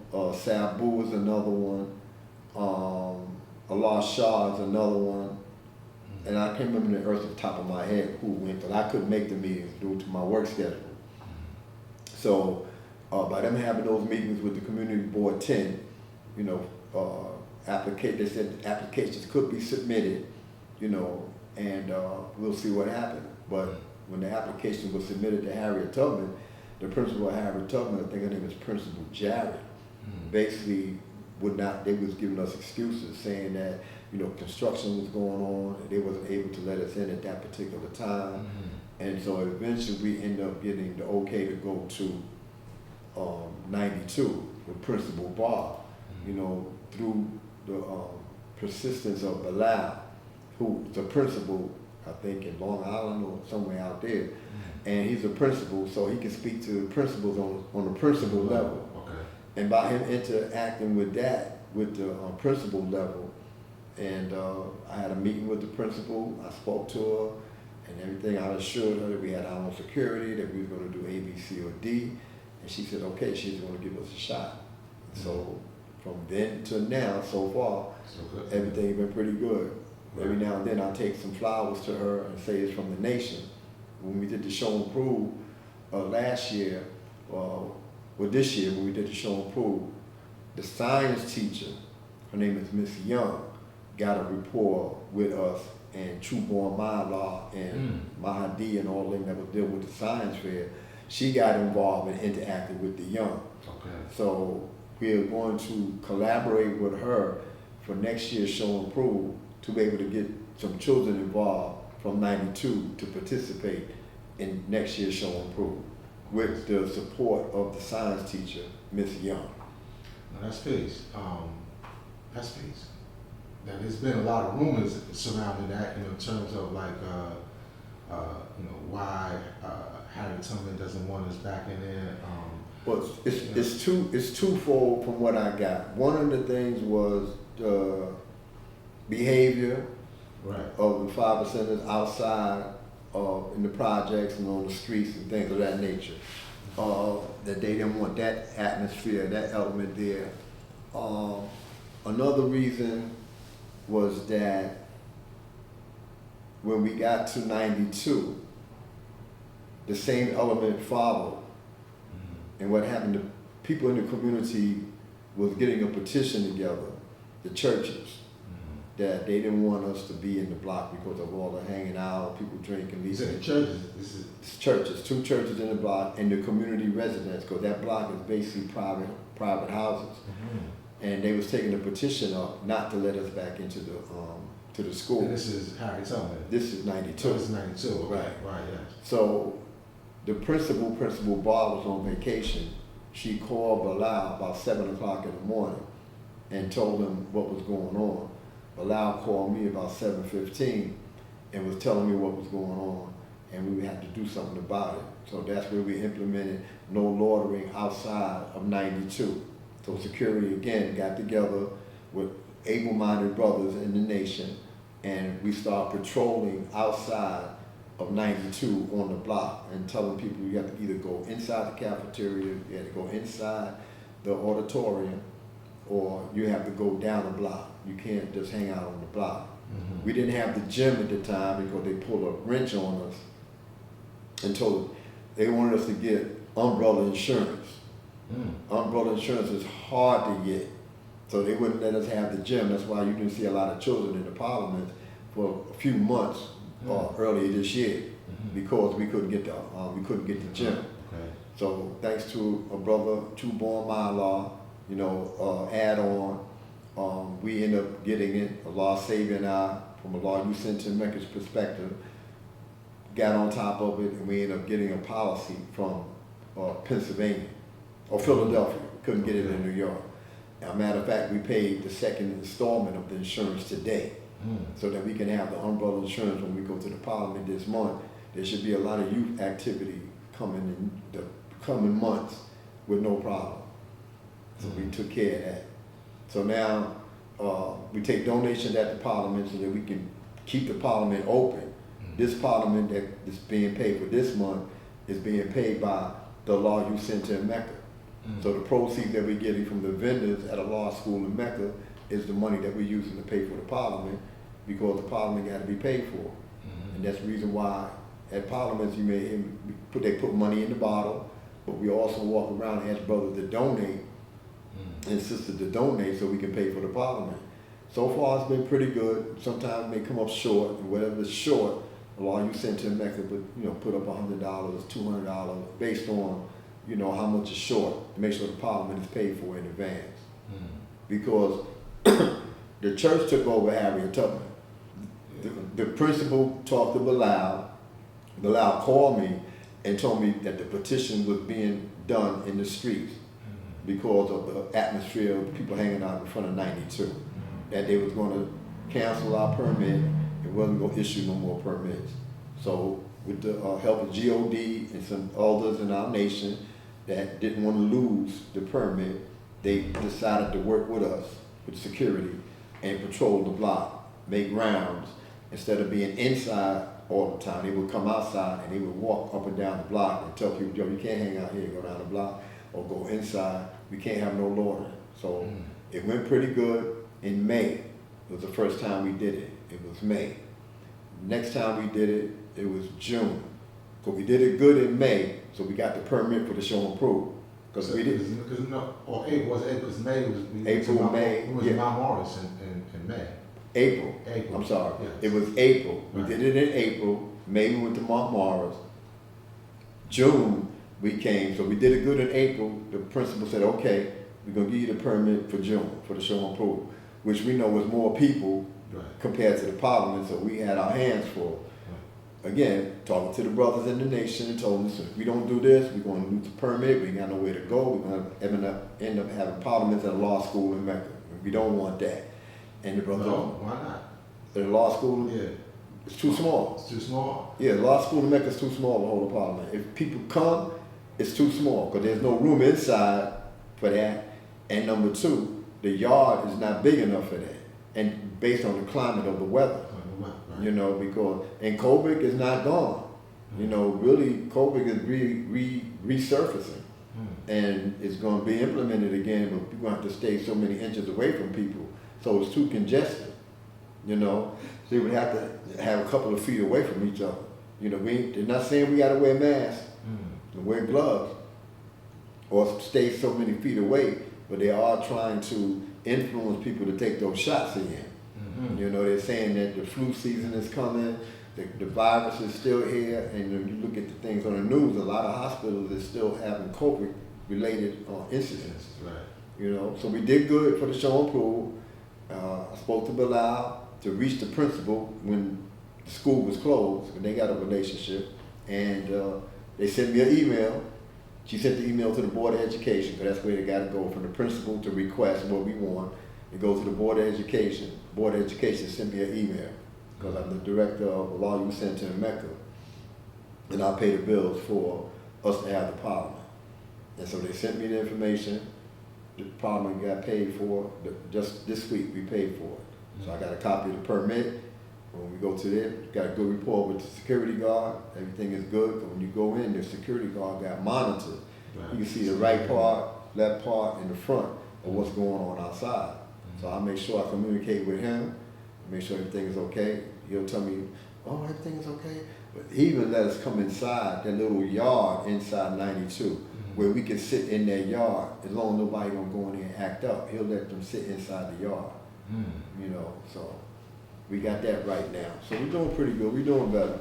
Right. Well, I wanted to touch on that text that you got the other day, and you called me about it. In terms of a certain group of people have taken over the rally, right? Then a certain group of people have taken over, the text that I got they said that in Medina, basically the people who how can I say, the alphabets, the LGBT community basically took over the parliament, where we normally had a parliament on the mountain in Medina, and it looked like it was like a picnic area. normally that area would be secured for us.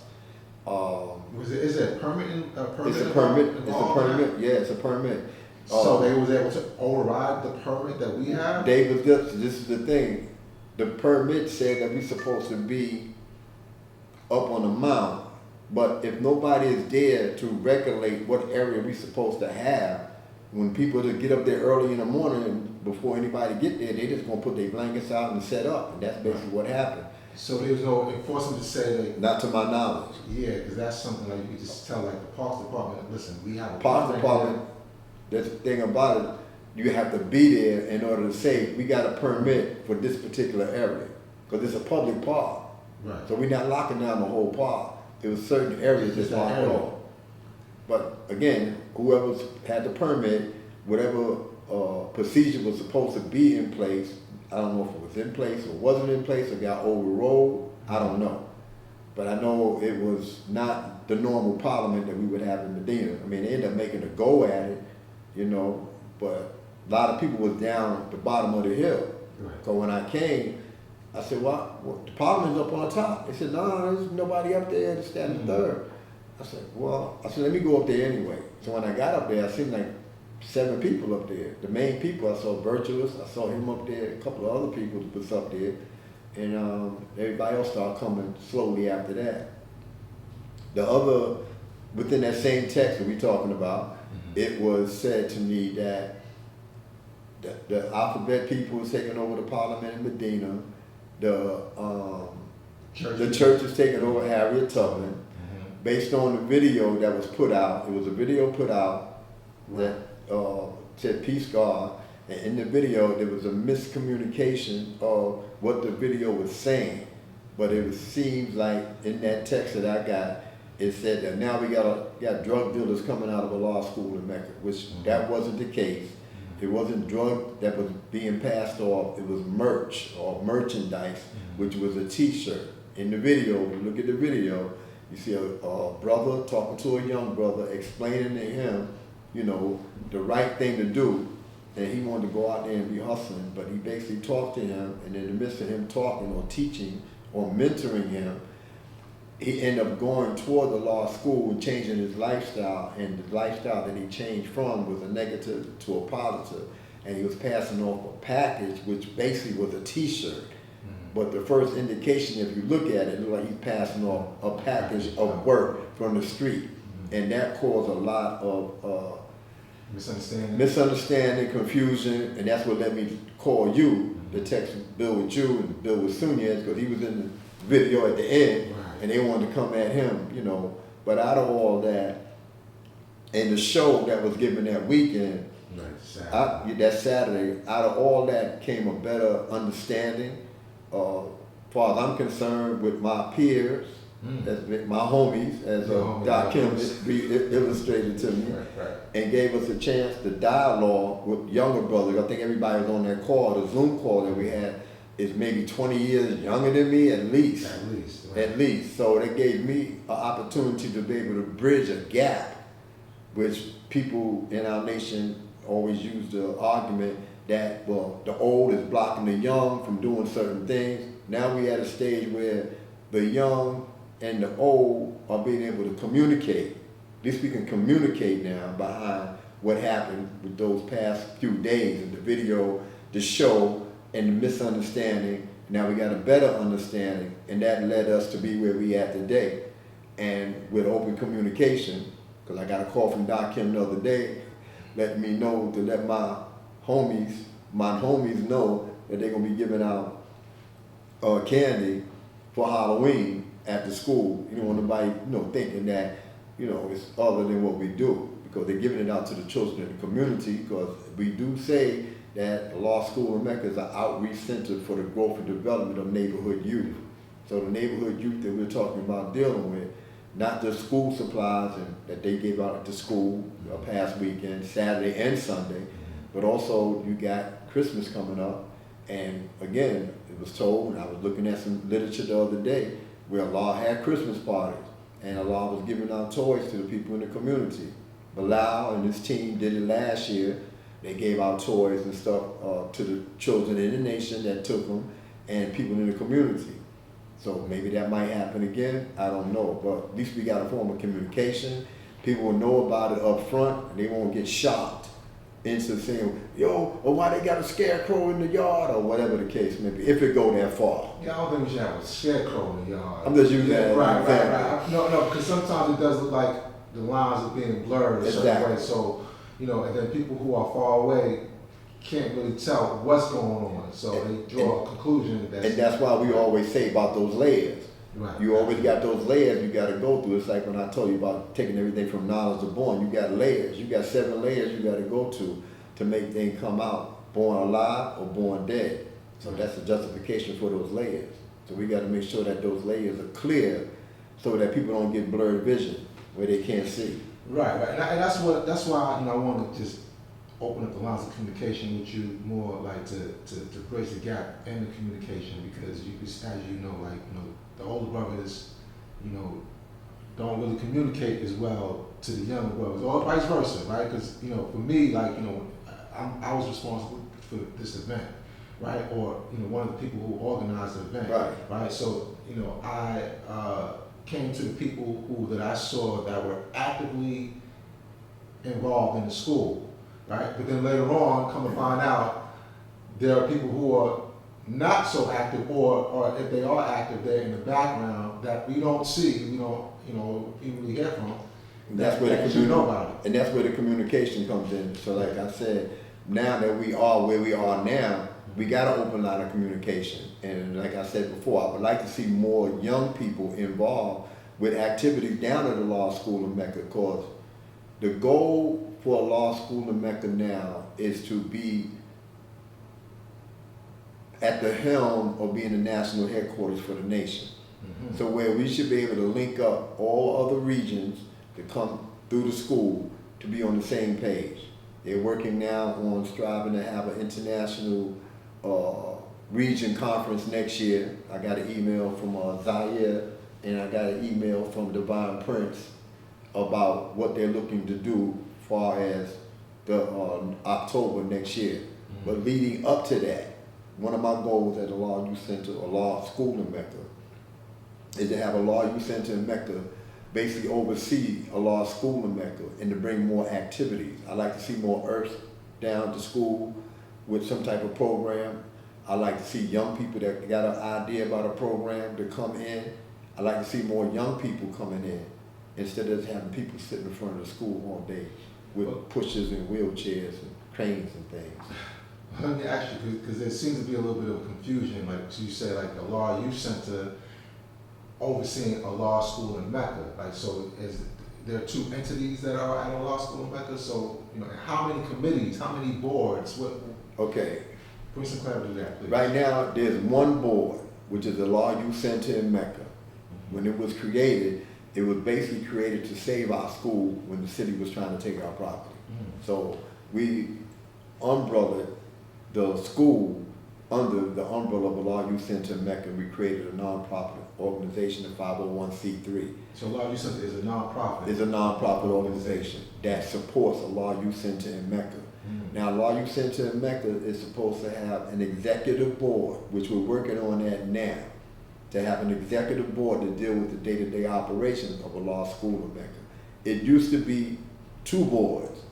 You had a Law Youth Center in Mecca board of directors, and then you had a Law Youth Center in Mecca board of directors, executive board over a law school in Mecca. But those 2 boards don't exist anymore. Mm. So right now we're in the process. How's it going? Umar was dispersing before he passed. He dispersed a lot of information, a lot of boards he broke down. Mm. If you look at when they was having certain meetings, a lot of people that was coming to certain meetings, it wasn't really a board setting. It was just having meetings. But now if you sitting on a board, you don't want a person sitting on a board just to fill a seat. You want a person sitting on a board that got resources to fill that seat. So this is where we're looking at now. We're going to be taking resumes. If anybody want to get on the Law Youth Center in Mecca board or get on to the Law Youth Center in Mecca executive board, send those emails to bornjustice@gmail.com, and I will pass it off to the board and we will get back to you. But please, if you want to add on and you want a position on one of these boards or you want to do something at the school with a program that can bring young people and sisters back to the nation, please send me your email to that address. Well, I just think that, for me, I'm just not so clear, you know what I'm saying, like, the boys, like, who are they, you know what I mean, like I got a text, not too long ago about, like, save our school, right, and going into saving our, whatever plans there were for construction, To the revitalization. the revitalization, right? Then there's another board, and there's one group of people saying one thing, another group of people saying another thing. Let me clear it up for you then. Okay. Allah You Center in Mecca, right now, at the present, I'm the acting president. There is no vice president. You got Allah Savior as the secretary/treasurer. You got Born Black as the treasurer. You got a sister named Sequasia that's on the board. And we just got our Majestic to add on to the board. Is that the Pelan Council? No. Okay. To my knowledge, the Pelan Council is not active right now. Okay. All right. So that's the Allah You Center in Mecca board as it stands. Now, you have the Revitalization Brothers, a team, right, with the earth involved. And that's coming from the revitalization came from the Save Our School project, which Born King and Shabu was the one that initiated it. From that initiation, it then transferred over now to the revitalization, and basically the Core 5 is the group that basically took over it to where it stands right now. And that's Tamari, Beloved, Bilal, Black Justice, Allah Savior is there.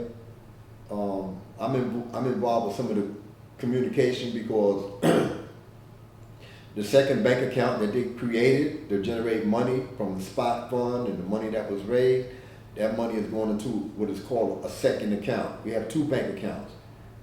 We have the money that we're getting from the vendors. That's called the maintenance account to deal with the day-to-day operations of what's going on with the school. The money from the show and prove is in the maintenance account. Half of the money will go to the school. The other half of the money will be used for book bags, giveaways, supporting various programs in the nation that may need our support, like Children's Day or whatever else case may be, and whatever got to be done with the show and prove. And that's via the vendor's account. That's the maintenance account. The maintenance account that's pulled from the vendors. Correct. And the show and prove money comes in and goes into the maintenance account, because the money goes to the school and the money to be allocated to whatever program. Say somebody come and got a program and the parliament, pay for the parliament out of that same funds. So that money is separate. The money that's being raised for the revitalization of the law school in Mecca, which was, I think they raised like $27,000. That's in the second account under the Law You Center in Mecca umbrella, because they can get the benefit if you donate from the 501c3. It's a tax write-off. But the money is not commingled. It's in two different accounts under one name. Okay. So that's where that money goes. That's two accounts. They're not considered a board. They're considered, at the time, they might call themselves the Builders Group. I don't know if they even generated a name, but it was the Core 5 last time I basically knew about it. But it's more than 5 people involved. If I'm correct, on the calls that we have Saturday mornings, it's like 13 or 14 people on the call. So it's various people, that did. Well, I would say, it's a bit confusing, right? It's a bit all over the place, and I know people, even people watching this who may even just be supporters, may not even be citizens of the nation, may even want to contribute to something like this, but they don't know who to send it to, where to send it to. You know what I'm saying? Well, they got a spot fund for the revitalization. They have what is called, they have a page with all the information, all the parties involved, and everything that's going on. They got it's a name for it. I can tell you in 1 second. It's a name that they have for it. Let me find it. Yeah, because it just seems like there's so many different directions, and the nation needs funding for several different things. Well, basically, The Law Youth Center in Mecca is a non-profit organization. People want to donate to that. They can hit me at bornjustice@gmail.com and I can tell them what we can do if they want to donate to that. If they want to donate to the school revitalization program, they have a spot fund. And they have something that is called, I'm trying to find a name, if they use the name for that. It's a name. They got the spot fund and they got the drawing for they're dealing with a structural engineer. Yeah. But it's a page that had all the information on there. What's the name of the page? It would have to be the Law Youth Center, the Law School in Mecca Revitalization Project. .com? Is it a .com or? No. This is on like a Facebook or? Nah, this is I'm trying to find it. I would have to give you, I have to find it, pull it up and have it. I don't have that information like right at my disposal. I have it, but not at my disposal to give you accurate information. See, I'm just saying like the organization, listen, we're the greatest nation on the face of this earth. You know what I'm saying? Mm-hmm. However, just, you know, it being, the focus being in so many different areas and different things that we need, these are where a lot of the questions come. But this is the reason why in Nation Business, people speak up about whatever projects that they're involved with. I know Pelan had got up at various parliaments and Beloved has got up at various parliaments to speak about that, and they have the whole breakdown of everything that they're doing, and you can see what they're doing. We haven't got to the point with the executive board of a law school in Mecca. We haven't got to the point with the law school in Mecca, the executive board there yet, but we're going to implement that by the time we get to the parliament. Information be coming out this parliament for that. Because we want resumes to be coming, we want people to add on that have resumes and got experience. A brother hit me up today and said he wanted to bring a class or program to the school. So he didn't tell me what program he was going to be using or what he wanted to do, but we're going to be speaking about doing that as well. So more information as we move forward is going to be given out on social media as well as the parliament. And well, I'd like to come build you personally and exactly go through it like this exactly as well. You know what I mean? Yeah, so we can be able to put it out there. I have no problem. Like I said, all you have to do is just give me a call. We can set it up. As you see, my time, as long as it's flexible, you call me, let me know. Boom, I'm here. We got a spot, no interruptions, everything we good. Yeah, because I really do think we need better communication overall. Well, we at a stage now behind what's been happening the last couple of weeks. Well, now it's like now, Yeah. now we're putting the pieces of the puzzle together. And that's no better time than the present. Right. Sure indeed. You know, what we can do is just add on and build from here. That we had the Zoom call the other day. Like I said, that's the start. What was like 12 people on the call? Yeah, something like that. Okay, so we got 12 different minds we dealing with, and out of that 12, I'm sure each person has other people that they build with and communicate with. So we might end up having 50 people out of the 12 that can go to the next step, and out of those 50, it's going to keep adding on. As long as we keep doing the right thing, giving them the right information, taking in information, and putting it all together for the betterment. Because the whole thing is to bring life back to a law school in Mecca.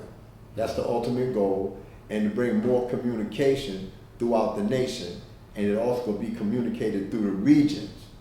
So one of the things I'm planning on doing also, I just got the list of the region representative.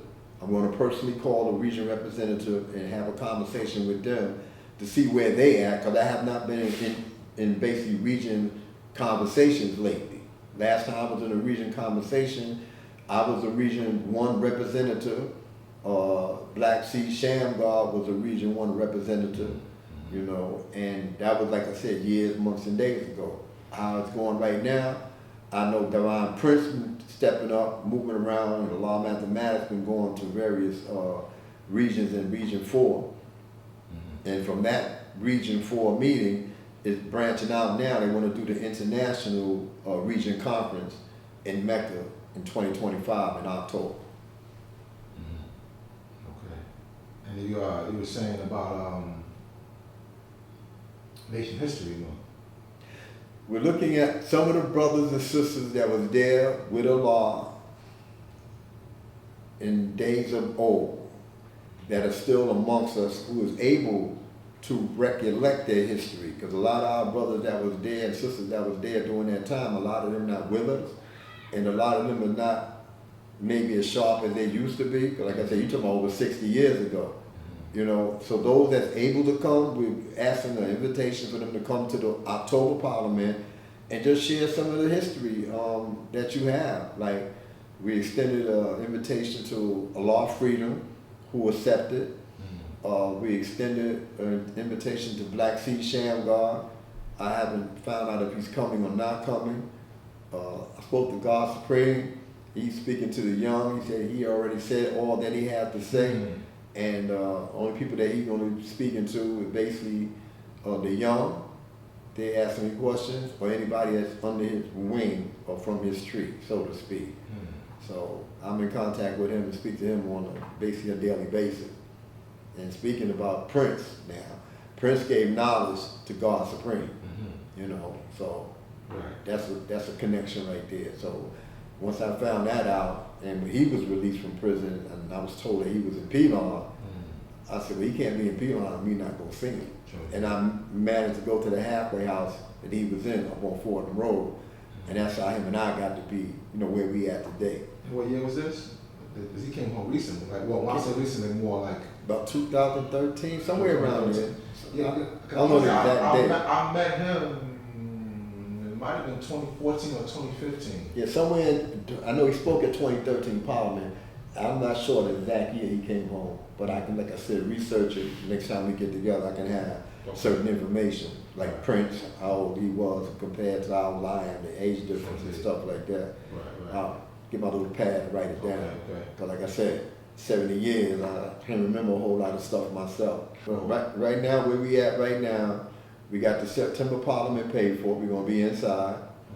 We're looking to have a 5% History Month Parliament with people that was there at that time in October. We're going to be galvanizing people to make donations for the Now Cycle Victory Feast in November. I don't know what's going to happen in December right now, but I'm quite sure between now and the next time we get together, I'll have some information for that.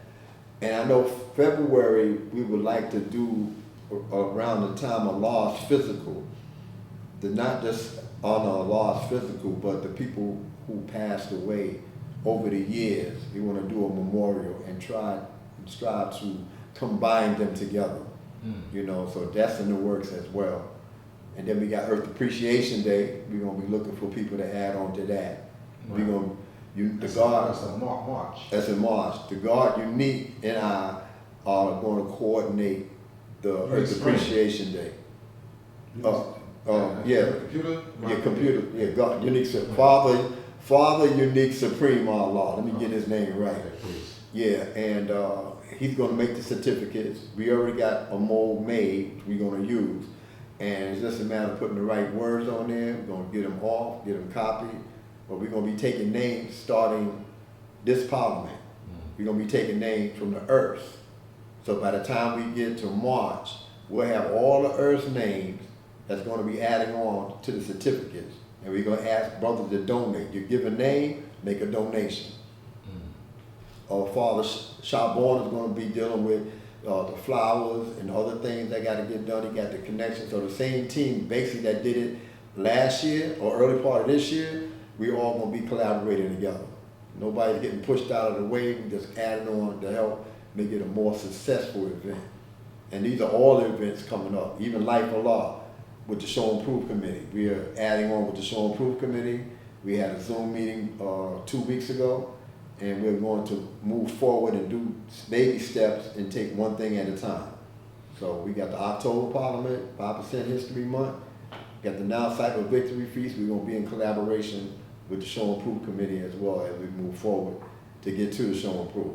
My thing, I always suggest that whatever ideas that anybody have, not young or old, anybody, if you have an idea that you want to present to the nation or to a group of people in the nation, write it down, write it out, have it in order so somebody can understand it. Because if you put it in the right order, sometimes you don't have the words to express what you have to say, but if you put it on paper and say, listen, I need you to take a look at this, this is what we want to do.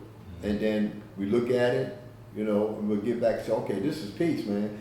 4 or 5 brothers, did you get that package? Yeah, I read it. What you think? Man, I think it's a go. I think it's a good idea. They got the money, they got the means, they got the opportunity. Let's monitor it. Let's help them out. Let's mentor them to see what they want to do. Let's get them a venue and let's see what happens. Yeah.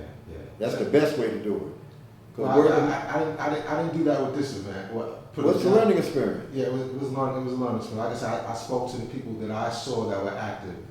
But now you know. Now I know that there's a lot more. Exactly. And somebody, the promoter and the curator, he doesn't know our nation like that. You know what I'm saying? You want 1,000 words? 1,000 words. I got him. Me and him made a relationship. And that's what I wanted. You know what I'm saying? But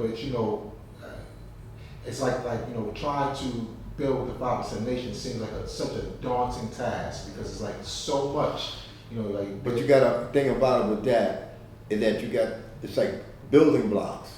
You got to take a brick at a time. Mm-hmm. Like I spoke to the sister Vanessa, that did the picture for the school. Mm-hmm. All of a sudden people want portraits done, this, that, and the third. I said, okay, let me talk to her. Matter of fact, I think we're going to meet her tomorrow at the school and have a conversation because she's going to let me know what size pictures, portraits, if anybody want, what it's going to cost, how long it's going to take, and I can put some money in her pocket, for her contribution. So out of all that, we're networking now. And this is all it's about. It's about networking. Right. And that's what I initially wanted, right? To bring, some people who actually love our nation. They may not be a part of our nation, but they want to pay homage. I call them well wishers and supporters. Wishers and supporters. That's exactly what they are. And I had a chance to build with Born King in Canada, and building with all this, and what his intention was for them to get sprinkled with some knowledge and stuff. Right. And like I explained to him, that's a great thing, but we could have found another way. We could have invited them to a class, to a La Shaw's class. That would have been a great opportunity. They could sit down and get a better introduction compared to the way we did the music thing. Well, yeah. I mean, there was a lot of layers. Yeah. You know what I'm saying? Mm-hmm. My idea was to bring the art. And it was a great idea because I saw the artists with the. I ran into Born Everlasting at Day of the Babies in Jersey, and I was told that he got the picture they did of King Asiatic, right, and I think one of Papa Wu. Is that what it was? Freedom, yeah, the guy one of Papa Wu, and the sister Vanessa donated the picture of the law school. Right. It's on the wall in the reception area of the law school in Mecca. Right. So something did come out of there, and I have a report now with 1,000 words. Right. So. And I would like to do more of that. I actually would like to include more artists, painters and whatever kind of artists from our nation. This is an opportunity that we can do it. We got a medium now, and we can speak about it. I mean, we're on social media. Mm-hmm. We can put it out to this. Anybody got any drawings or anything that they want to, display or put on display? Bring it to the school, send an email, and show your display, and we can figure out how we can do it. We can always meet up at the school and have a conversation, especially on a Saturday. Right. Or we can bring it to the parliament, and you can, we figure out what we can do. The main thing is we got to have a dialogue. Well, that's what this is. This is the beginning of a dialogue. For you and I, and I think you and I have a good rapport, and you can actually go build with, say, like your homies, right? My homies. Your homies. Everybody's on me. I mean, because you can relate to them a little bit more than possibly than myself or. It's not a problem. Like I said, I take the weight. You know what I'm saying? Right. I do have communication. Like I said, when something hit the fan, the call, they all came through me. Right. I got a call from you. Right. I called you based on the call that I got. You get right. And then I called Sunyez. I called everybody who I needed to call. I even reached out to Born King because I had everybody mad. So now that all that happened and they came through and they saw what they saw, there was no drama, there was no drive-by, there was no nothing crazy. That was really a concern though. Of course. Drive-bys and shootouts and gangs and all that. I had people in place for security measures to make sure that everything was good. making sure that the women was going to be protected. It wasn't that many children there, but the women was my main concern. You know, because, and the little elders that we did have there, that was my main concern. Because you see, basically all the time I was there, I was outside, wasn't even in the yard. Right. I was outside. Right. You know, I was in the school doorway, and I was right there at the table by the yard up until like 6:30. I got to the point where everything is okay. And then it got passed on to the next squad that's doing with security. You know who they were. Mm-hmm. And they wasn't like out there knowing, you know, everybody knew who they were. They was unseen security, but only seen by those who need to see them. Right, You know, those that need to know, because something was jumped off, they would have been there to make sure everything. Well, I think that was the most part, the rap concert part was Correct. the part that was, probably the most Concern. most concerned. Right. That's what it was, because. And the language. I mean, this is rap music. But everything was good, Everything was good. For the one individual. But other than that, And I want to go on record. I like the one individual. well, I heard what he said, but again, for that venue, that wasn't appropriate. That's all it was. Right. You know, that's like you invite people to come and do the show and prove. We ask to let us see your video or let us hear your lyrics before we sign you up on the list for the show and prove. We don't want you to be up there talking about, yeah, we're going to drop it like in a hot pot and start doing fanning your tail. No, we don't want that. Because we want to project an image, a wholesome image of righteousness. And we want people to embrace what we're doing, not to repel from what we're doing. Right. Even if it's rap music, like I said, rap music can be rap music, but it don't have to be ratchet rap music. Well, I say this though, you know, the year before, because I've been following 1,000 Words for a few years, like just doing analysis, his work and everything. And 2023, the fire department came and shut him down. Like, Okay. He didn't get to do his whole thing. Right. This year, the fire department came in school to enjoy the show. There you go. So this is he had to tweak something. So we engaged the community. Yeah, right? that's And what's it was important. really a positive thing.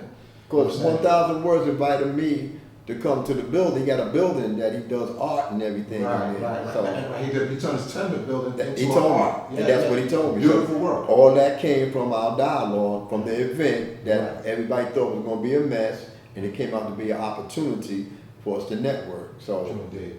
he's my friend now on Instagram. I got him on my phone. We're going to network. We're going to put some things together, and we're going to move, collectively. Indeed. One last thing, what do you think about this whole internet thing? Because we're on the internet, and a lot of older brothers don't like the internet. So, and now the internet seems to be a very useful tool, if you will. To me, the internet is a good tool if you put the right information out. But no matter how much positive information you put out, you're always going to have a naysayer that want to throw something in on a negative tip. It's brother right now saying that they was here from this time to this time, this year and that year, and it wasn't this way when they was doing it, and it should be done this way, but people are adding on, putting the message out, doing what they have to do to make sure information is put out. Like I just put something out the other day. I put out that first aid kits is needed for a law school in Mecca and the parliament. So willfully, people add on, they'll stop by and drop off a first aid kit, or they may want to make a donation for the first aid kit so we can have it in case somebody get hurt at one of the parliaments. So it's a venue to use to get your message out. But I wouldn't put something on Facebook that's going to be derogatory or disrespectful to somebody in my nation or even outside the nation. To me, it's not used for that. It's used, social media is used for the advocate of society, a group of men and women for one common cause. So our common cause right now is communication, and we want to bring about unity. So between communicating and bringing and unifying to get a force together that can do something constructive for the growth and development of the youth in our community, then that's what we're all about. And that's where we're moving at now, moving forward. And this is the beginning of many more meetings to come that's going to lead us in that same direction, on that same path. True indeed, God. Well, I appreciate your time. Anything else you want to add on? No, that's about it for right now. Like I said, stay tuned for part 2 of our bill in the very near future. And again, anybody have any concerns, any questions, you can hit me up at bornjustice@gmail.com. Peace. Peace.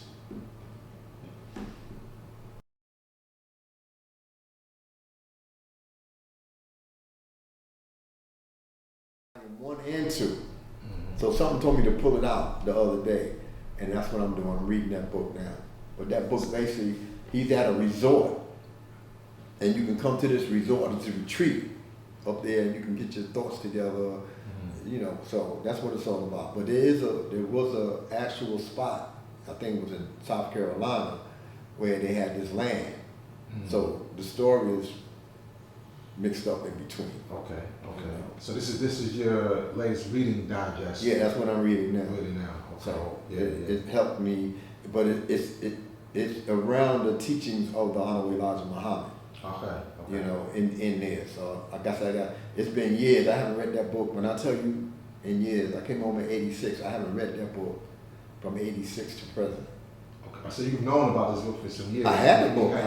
It's in my archive. When I came home, I brought all my books that I had in jail with me. I mailed them home to my mom's house. That's where I was released to. I was released to the halfway house, but my package went to my mother's house. And I have all my books. And when I was incarcerated, they're in my library right now. Well, speaking of which, I'm working with Grand Army Plaza Medina, right? You know, providing some content for them as well. Okay. And I have a campaign like, well, you know how I said, well, what's in your wallet, like Capital One. So, well, what's in your library? My library is extensive. I'm building a library, so and you being my new guard now, I would love to. And actually, if I could ask you, can I get a photocopy of those lessons that you got from Prince? Yeah, I can work that out for you. Yeah. You want the handwritten one, or you want the one that got corrected? Both. But the one, let me see if I haven't scanned the handwritten ones, but I have the ones corrected. Well, God, you said you got an extensive library. I got an extensive library. All right, so I'm kind of like building my library. I have like I like to call it my museum. Okay. Right, but a lot of times, when somebody returns to Essence, their library goes with them, and the family doesn't know what to do. So I'm trying to. My daughter made that known for me to write in my will that she gets my books. My daughter's understanding knowledge is, she said, I don't want to be fighting with my brother. I want all your books. All the books. Because she's a reader. Okay, but what about the plus lessons and the degrees and whatnot? Does she care about that? Is she somebody? She wants everything. Okay. She wants everything. At least let me get some copies, right? Let me get some, because there's a lot of us that you just gotta let me know what you need. Well, what do you have? You know what I'm saying? So that's what's in your library. I can't even name everything that's in my library. Right. That's how extensive it is. So see, let me tell you what I've learned. A lot of lessons, based on what Prince told me, a lot of lessons is not of the branch that Allah ordained. Meaning? That it wasn't the ones that have. The ones that I know that Prince gave me is Allah World Manifest, Allah 360. And those were written by Armando X, right? Armando X, but they basically was writing exact from what Allah understood it to be. Sex control. I have mind over matter. These are the ones that he quoted on the Quality Perfect. Who, Prince? Yeah, he recited, because I have most of the recordings. There you go. I have most of those recordings. Right. You have the lessons. The lessons from like Armando X. So I got a booklet. Okay. And I got a set of Lost Found. What is it? Third Prophecy. I have. This is about Lost Found Muslim lesson number 3. Right. Well, Prince was kind of But see, this is the thing that people don't understand about Prince. Prince studied Islam. Yes, he did. Prince knew Arabic. Excuse me. So he could translate Arabic into the context of mathematics. And if you're a student of Islam, which is mathematics, and mathematics in Islam can be proven to be a right and exact science at any given time, you can be able to digest and take the best part out of what he wrote.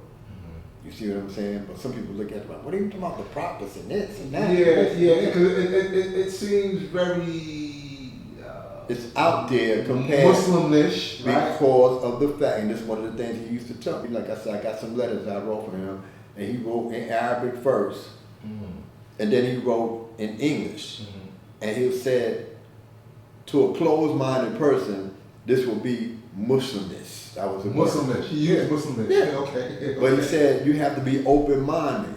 He even said to me, don't be closed-minded. You have to be open-minded to embrace knowledge, because knowledge is going to come from all different directions. Brown C. Shamgar gave me a book years ago, and I'm just getting ready to put that. The book in there is copy. I'm ready to put that into a book with protective covering like this, a loose leaf book by itself. It's a book on magnetism. I haven't read it. I went through it and glanced at it, but now I'm at a stage that is because of my station in life, I need to read that book. Because he said this was in the book that Almighty God Allah gave him. Oh, really? Yeah, that's what you call Allah was an adamant reader. And that's how I got that book. It's in one of my boxes in my house. But I saw it recently, and that's one of the things I want to do. I want to get some paper protectors, but I have some left. And it's about that thing. And I want to put that in there. But when Prince wrote that lesson, it's called The Third Prophecy. Now, I remember clearly, I remember that might have been 98, 99, he came with that, and he was, yeah, because they got returned in 2001. 2001, so this was like 98, Right. might have even been like 97, or something like that. And I remember out of Parliament, he was, But he wrote that when he was away. right. He didn't write it when he was out here. So I still have, I have it. I have it. It's a testament to, Prince's mind. Yeah. And like you said, you got to read it. Once you read it, you can't. you got to be open-minded. You say You open-minded. got to be. He used to pray. And I'm going to tell you what he told me about prayer. That helped him through his... It's helped him through his ordeal because he said, God, he said, this is the reason why I pray. Because of all the things that's happening around him. He know Allah lives within him. And he is responsible for some of the stuff that has been going on over the years. And he prays to Allah within him to give him strength to overcome the negative things that's around him. And that's why I pray back, man. I just highlighted it the other day in the letter. He wrote you in a... It's in the letter. I got it highlighted in the letter. I was talking to somebody the other day and I told him, I said, yes, what he said. And that's not really for everybody. No. But the thing about it, if you look at it, Allah does live within us, and this is what people don't understand. No, but the context of that, because sometimes you can say Allah, well, Allah who? Like, and that, are we saying? But you don't have to say who, because if you know about Purana, the universal life in the substance of 120 degrees, it's all about energy that dwells within. That's why sometimes you'll hear some of the people that deal with meditation and yoga, they say listen to your voice inside. However you want to translate it. People pray, they do meditation, whatever they end up doing to center themselves to get to be calm or wiser. Balance. That's a key word. Yeah. Whatever you got to do, if you got to stand in the corner and do hoochie coochies, if that's going to help you do what you got to do to get an understanding, then hoochie coochie your butt off then. You see what I'm saying? But we don't deal with spooks and spirits. But if you really sit down and center yourself, I did yoga when I was away. I learned yoga because I'm in prison. But because my physical is in prison, my mind doesn't have to be. And I didn't understand yoga until I took that principle. Until I learned that. I learned about the stretches, the yoga, the certain styles, your blood flowing. And that's energy. All that is chakra. Your body is stretching in different positions to let the blood flow so your energy can flow. And then you center yourself. Different energy centers of the body. Yeah, after you do all the stretches and all that, and you sit down and you focus on your breath and you still your mind, it's not easy to still your mind. Your mind is always racing. Always racing. So how do you still your mind? You gotta focus on something. What are you gonna focus on? You can focus on your heartbeat, you can focus on your pulse, or you can focus on your breathing. To me, the easiest is to focus on your breathing, because you can control your breath. You can count it, you can feel it, and you can center it. And once you center yourself, it's like you're damn near going to a daze. You might fall asleep. I mean, it has happened. I've done it numerous of times. Like I said, I was in jail on a mat. You know, they told us to lay back and breathe and do this and do that. I took a nap. I was snoring. He had to wake me up because I got so relaxed. I wasn't distracted by anything. And this was in prison. So imagine what you can do in the comforts of your home with maybe some water that's running or whatever meditation sounds you got to get, or incense, or whatever the case may be. You got to do what you got to do to center yourself to get a better understanding for you. Not for what I want to do, but for what you want to do. You got to center yourself and say, well, listen, let me take it through knowledge of born and go through those 7 stages and see where I come out at. Anybody dare say, and I saw him, I ain't going to mention the name, I saw him bomb one of the firstborn at a parliament because he came to him and said something to him. Like, yeah, my man, I heard you was bumping your head in the school, because he was to pray in the classroom at a law school, and we used to give him his space. You know what I'm saying? No. This is what I'm saying. Like, and there are people like who from like maybe my peer group or maybe younger who didn't have that understanding. Oh yeah, I know that. You're getting, you know, you're being taught that the black man is God. There is no mystery God. You're not searching for anything. So what are you doing praying? Why are you bumping your head? And he would explain it to him. Not that they have to accept it, right? But this is his understanding. His understanding. And that's your understanding. That's for you. It don't work for me. Right. But it's for you. Here go one. I was taught that when a law first realized, or the revelation of Allah was coming to him who he was was 34 years old. 3 and 4 is 7. Right. 7 is a premature number for a child to give birth to. Right? So he didn't accept that. A warning how it would come, supposed to be in the bathroom, the door in his house, washing up, or whatever the case may be, and it came to him. I got that in the letter. Then, and when he was 36, understanding equality, he realized and accepted that he was Allah, the original man. Then God. 3 and 6 is 9.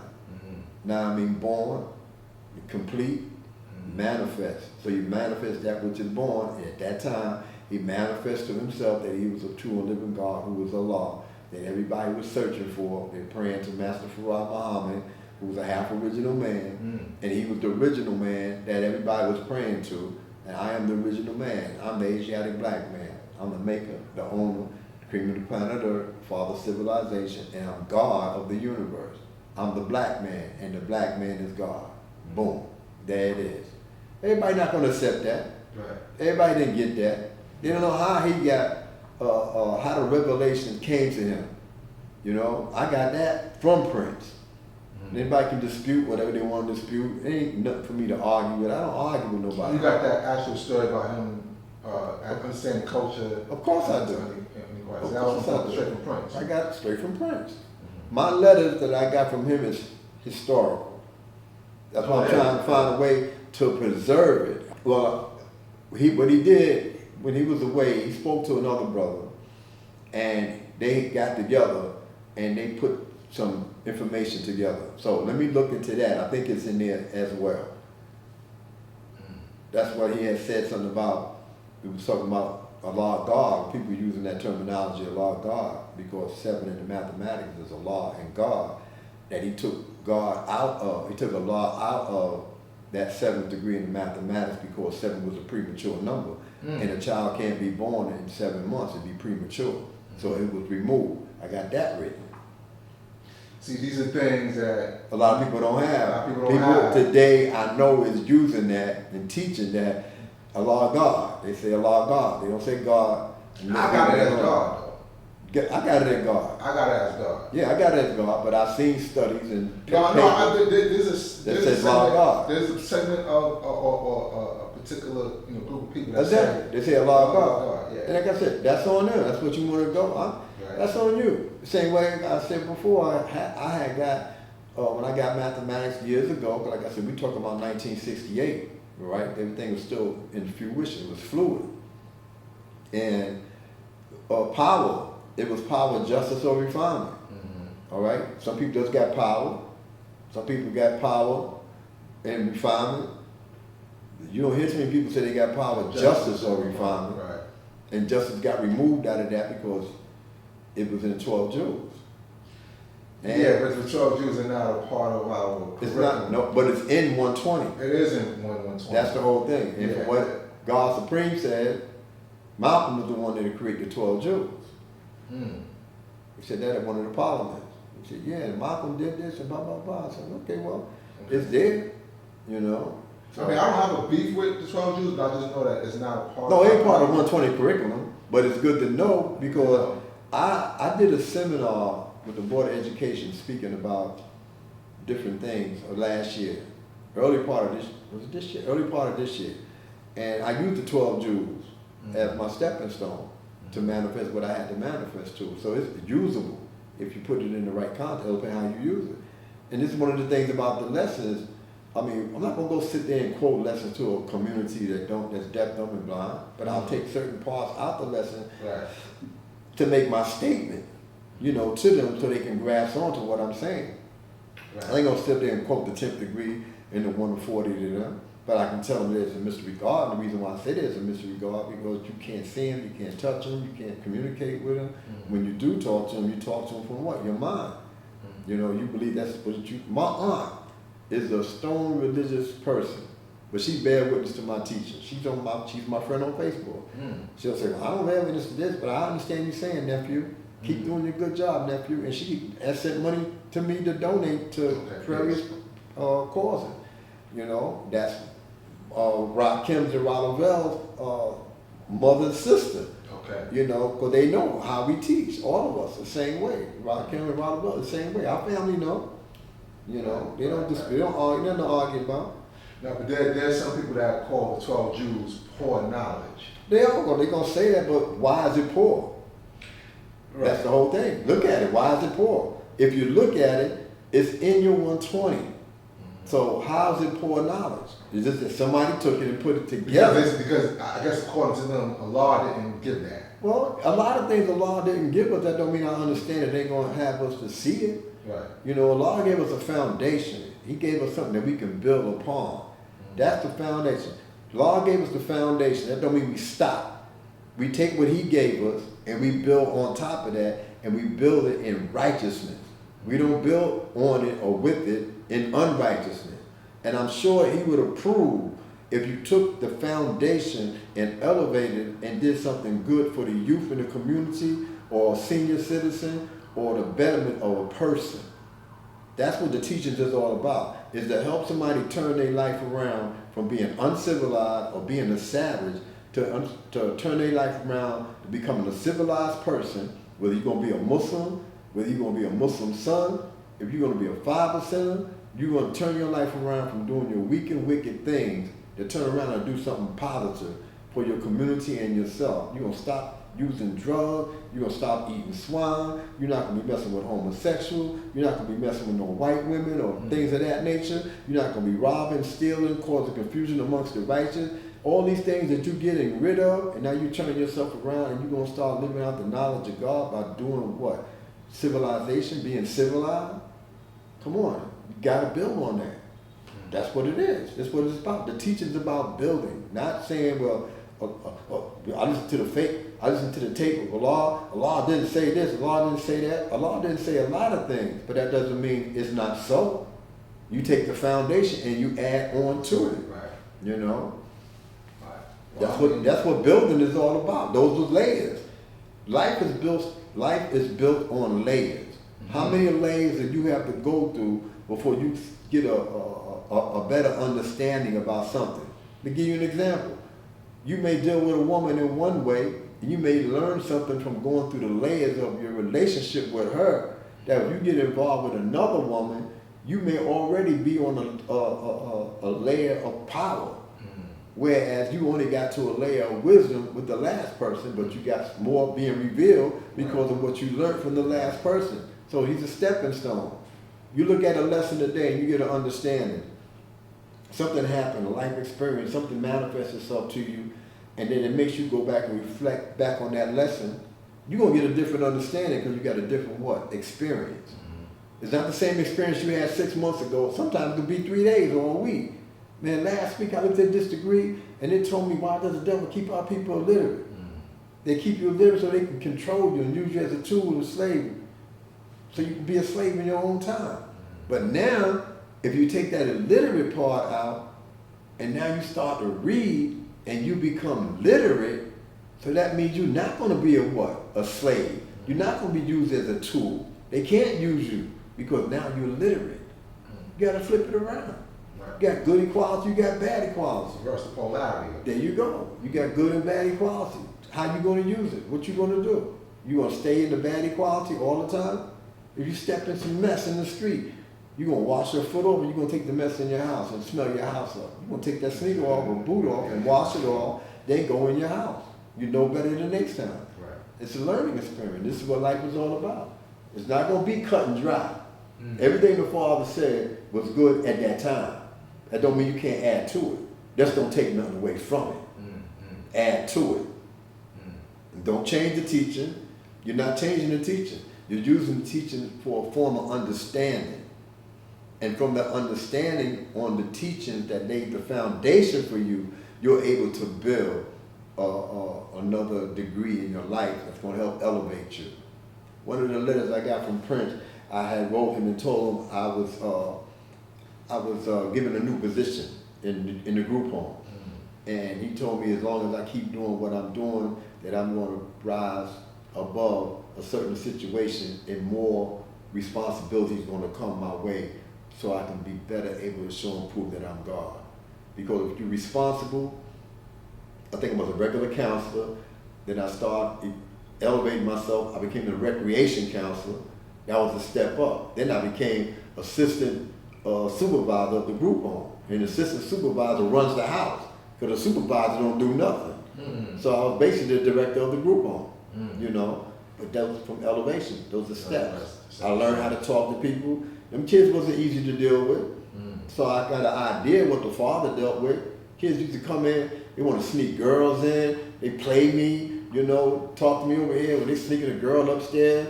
And, or they come in, they late, they want to eat. You can't eat now, the kitchen is closed. What do you mean the kitchen is closed? I'm on some shit, I want to eat. And they flip the table over and all. I say, okay, hold on, calm down. Let's go downstairs, man. I'll give you a sandwich or whatever. Don't come in there doing that no more, man. You want something to eat, put me to the side and say you're hungry. All that displaying that attitude that you're doing. Right. Come on, I ain't with that. Yeah, I went to Texas. I had some brothers down there, got a group down there called the Council. Yeah, as a matter of fact, there is some history, and we go about that. That's another history. I built with the brother Shabuddin. His name is Ginsu Dean. He's a producer. Colleen. Yeah. And he mentioned you. They mentioned you how to build. This is like in 2019. They had mentioned you coming out to. I came to the region. Yeah. And I'm trying to think. There was brothers that was in Houston that were. At the time, they were called the Sahara. They're called the Council. No, they call. Because now it went from here, her to now H. Medina. No, it was something before that, before H. Medina. The Sahara. No, it was 7 something. Damn. Because the brother that did that, he's in the Nation of Islam now. His name there was another one. Right, that's in Kaleen. His name is Swallah.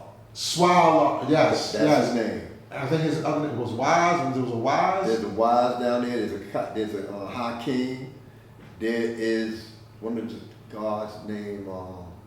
He got a name of one of the scientists. He wear the feds all the time. Oh, he got damn, I can't think of his name. Yeah, that's my fruit down there. What it is, in 1994, some guards came from Texas. Lord Hashim is one of them. Yes. Hakeem. They came to the school. and we was building, and they wanted a set of lessons. I gave them a set of 120 that Prince gave me after I built with them and everything, and they was here. I gave them a set of 120. I met them again in 1995 at the Million Man March, and they gave me back a set that I gave them, but it was on scroll paper. And when they sent for me, when Dumas basically asked me to go down there because he couldn't make it, they brought me down there, and the God told me, he said, God, this is your fruit from the time that we met you from so-and-so, whatever I gave them, and the time that they stayed in contact with me, that's how things spread it in that area. They called the council. They gave me a flag. Not too many people have that flag. I got it upstairs. Next time I come down, I'll wear it. It's, Okay. Everybody don't have that flag. I think they gave the flag. I think they also gave it to Wesley Muhammad. This is when he came through. a universal It's flag. a universal flag, but it's not. It's just the flag itself. There's no white background, and it's bigger than the normal flag. There. Okay, I didn't announce it. Yeah, they told me when they gave me that. They took me out to dinner, and it was like about 20 of us at the table, and the brother was telling me, "Yo, God, this is your fruit. This is this." From the time we came down there from this, and we taught this, and we did this, and we did that, and when I had a situation going on with all over Facebook, they hit me up, and they put matter of fact, they put a social beef out, or bill out, and said, anybody got a problem with Born Justice, they got a problem with us. It was a long bill, something I was going through with some brothers, don't want to mention their names. It all got resolved. As far as I'm concerned, they still doing what they doing, the same stuff. But when you're a builder, you're a builder. You know, don't hate, appreciate. But they can't do There's that. gonna be haters. There's haters. Always. Like I said, if you don't have any haters, you got to make some. That's it. They're gonna hate. I can't think of the brother's name off the top of my head. Man, I got a picture of him. Matter of fact, when I went down to when I went to Texas, we took a picture. I can't think of his name. Yeah, but this brother Shabuddin, he's called. Yeah, I know who he is. And there's Gensuddin, who, you know, as a producer, that's his producer name. Right. But yeah, we sat down, we had like a long bill with him, and he went through, you know, some history, his own personal history, and he mentioned you as well. You know, I'm trying to think of that brother. I can't think of the name off the top of my head. but there was another Akil. That's him. Akil. That's him. Akil. Yeah. But he got it's two names. His name just ain't Akil. It's Akil something else. It's one of the 24 signs. His name. His name is Akil though. I can't think of the other part of his name. I'll find it when I get it. I'll call you and tell you. I think Akil is the one who taught Hashem. Yeah. That's Hashem's Yeah. educator. That's his educator. Yeah. But his name is something Akil. He got two names. Okay. Two names. I'm pretty sure we put this up. He'll probably, you know, mention. He don't be on Facebook. Somebody. No, but he has because he's. Yeah, I took a picture with him when I was in Texas. I was down there. I had a good time with him. My man. Yeah. See, yeah, God, because of you, we here. I said, he said, this is your fruit. I never even got into that too much. Like I said, I don't brag about things that I do. You know, who I taught and all that kind of stuff. Well, I mean, listen, you know, you seem to have some legendary relationships, right? You know, yeah, I got one with Rakim. Oh, here you go. I got a relationship with Rakim, Big Daddy Kane, Lord Jamar. Can you send that to me so I could? That's him. Okay, what year was That's that? Jot too. That's when we did the they had the Can you send that to me? yeah. I could put it in the. They did the what they had down there? They had the conference down there. Yeah, I went down there for the conference. Yeah. Well, God, let me ask you, how did you meet, or how did you become Big Daddy Kane's educator? Because he's calling you his educator, his enlightenment. Yeah. What happened? There was a show at the Apollo. I think it was 1989. I got the flyer. 1989. And what happened was between the Apollo security and I think somebody in Kane's entourage or somebody in the audience, there was a disturbance. And The FOA at that time, it was FOA. So the G.O.D hadn't informed yet. I haven't been informed yet, it was FOA. And we surrounded the staff of Kane. I escorted them outside. And that's how we got to be tight. And from then to now, we always had a good relationship. There was a couple of times he picked me up, took me to a spot where he was looking for talent. I used to live on Woodcrest Avenue.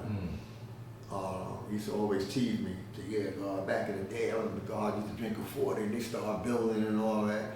So he picked me up in a limousine one night with Scoop and Scrap. Those are the two guys I used to live with. Dancers. And his brother. We went out there, we had some 40s of old English. And we were drinking in the limo, going to Jersey to go look at some acts that he had to deal with. And we building him, going through the math and lessons and everything with him. And he was just cracking up.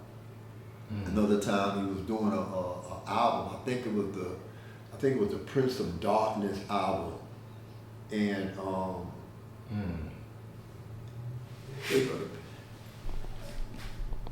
gonna send it to you. Yes. I'll send it to you. It's the Prince of Darkness album, and he wanted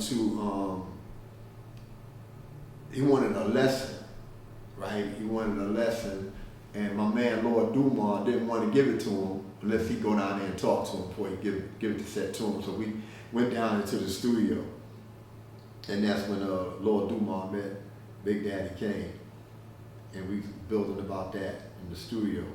So Lord Dumont is not Dumont YD. This is Lord Dumont. Okay. He used to be up here. He moved down he down to Virginia with his family. Okay. So been in a relationship with Kane ever since then. We made donations when the school caught on fire. One time there was a video store right across the street on 127th Street. I was going to the store over there, and it just so happened he was there. And we were talking and everything. He said, yo, what's going on? I told him what was happening, the school burned down. He said, what? He said, come on, let's take a look at it. So we went over, looked at the school, and saw where it was messed up. It was really messed up. This is the first fire? Yes, the first fire. So he told me, he said, listen, meet me downtown, call me tomorrow, meet me downtown. I'm gonna give you some money for the school. I said, okay. I called him, met up with him, and if I'm correct, he gave me $2,000. With that money, we bought some material, lumber, from a lumber store on 125th Street. We spent all the money on the supplies that we needed to get to school. I found a receipt somewhere in my archive. I found a receipt and I found a letter that they gave me the money. You know, another time. He wrote a letter. No, his company wrote the letter. There was another time he donated money, and they wrote a letter. He got some kind of award or something, and he donated $1,000, and that went towards the school. Those things that, you know, we're talking about it. But he used to come by the school. I used to bring him by the school. We used to meet up. Say, yo, go by the school. We go by the school. All depending who was there. And he said there was a couple of times he came by the school, but most time he got any understanding about anything, he got it from me. And if you look at the book, the third book that Star Mel wrote, Righteous Way? The Righteous Way, the third book he wrote, there's an interview in there of me and Big Daddy Kane, separate. And that's when he tells his story that if he would say that anybody was his enlightenment, it would be me, because of the time that we went by the school and the time that he got basic understanding about various things. So he would say, I'm his enlightenment. You know, because a lot of entertainers that were influenced by this don't have an educator or an enlightener. A lot of times they got it just by, you know, being around, but they got exposed. They got exposed, but they didn't get all of it. So they got pieces of it, you know, and then now with the internet, you know, it's like they get a link with it, but not have any real, say maybe have some knowledge, not a lot of knowledge, some knowledge, and then no understanding. Same thing with Rakim. I used to work with Rakim. I used to be He actually said it in his book. His book that he didn't want to have an enlightenment. Who, Rakim? Rakim said, I don't want to have an enlightenment because he didn't want to sound like something like that. Exactly. Well, when I used to work with him, his two sons, I had always sat down with them with lessons and talked to them about lessons. We was on the bus and we was talking about various things. Even with him, when everybody else was asleep, me and Rakim would be up and we'd be talking. And we'd be going through, certain lessons and certain things, but he never actually like capped it like we got it. It wasn't a requisite for him because these are artists. See, artists don't have the time to study like that. You got to catch them when they're young and they taking it like wise, intelligent. He got it. When the poor righteous teacher, when they came around, they all had it.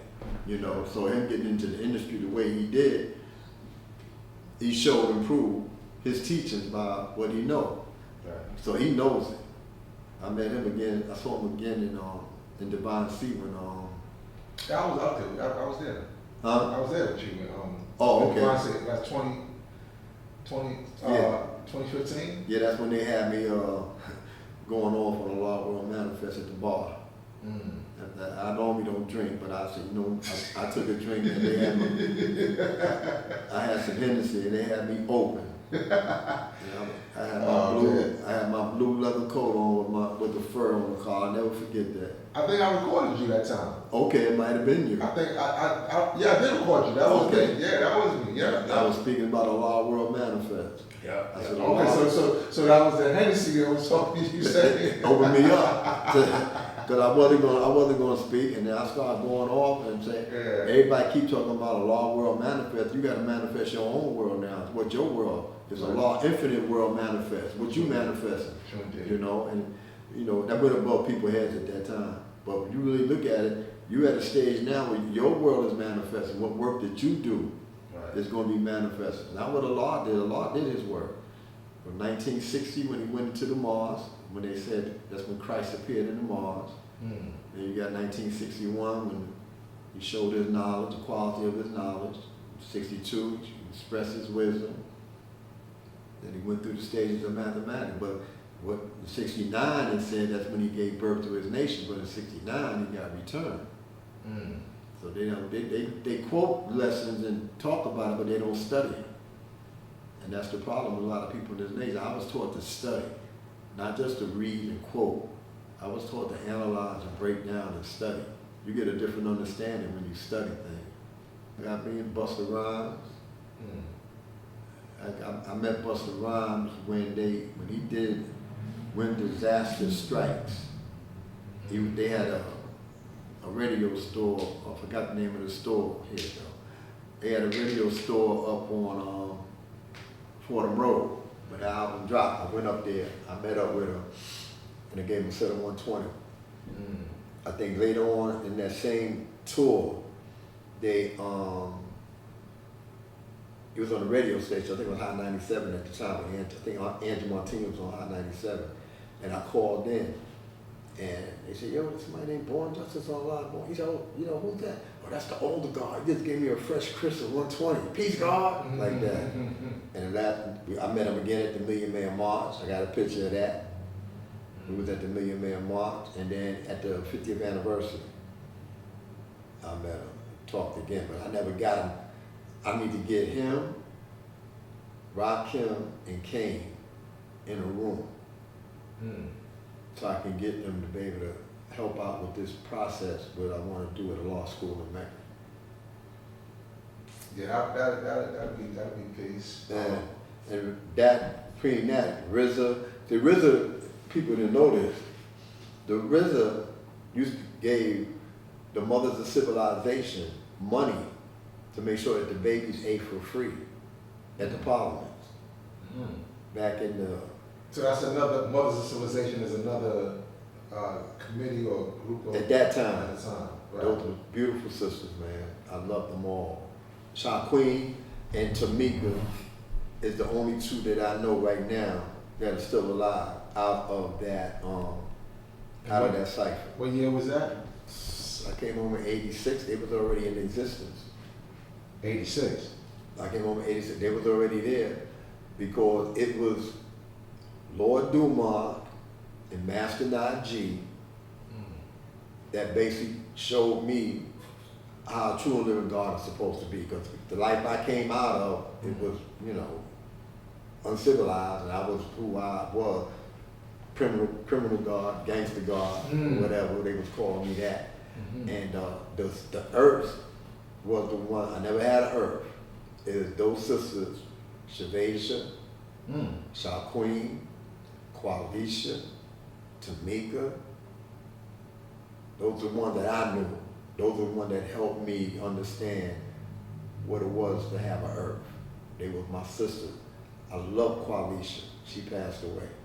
Qualisha is Arquasia's older sister. Arquasia, we got tight. She passed away. Shavasia passed away. Shaqueen is still here. She's in the Nation of Islam. And Tamika is still here. She's still part of this nation. There's only two that I know that are still here, and I still have love for them. They were the one to show me who an earth is, what an earth is, and how God should treat an earth, and how to have a family. They were the one that showed me that. They taught me that. Right. Lord Dumas, Najee taught me more clarification of what a true living God is. Got crystallized when I met Prince with the history.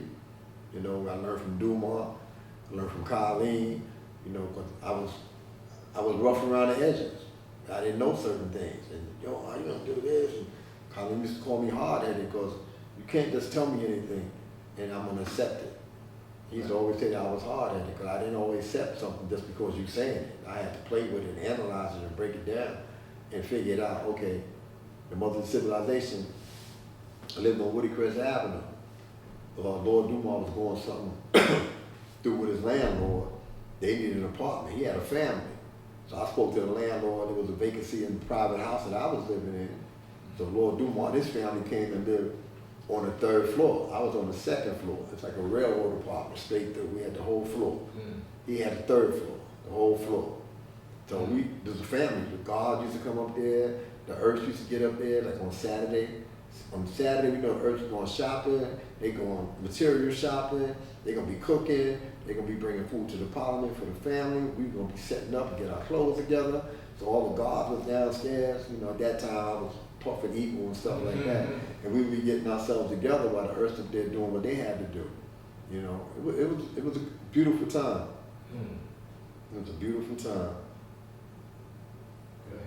I sent you 3 pictures. I'd love to see those days. I don't know if it's going to pop up. No reception down here. Okay, it went through. It went through.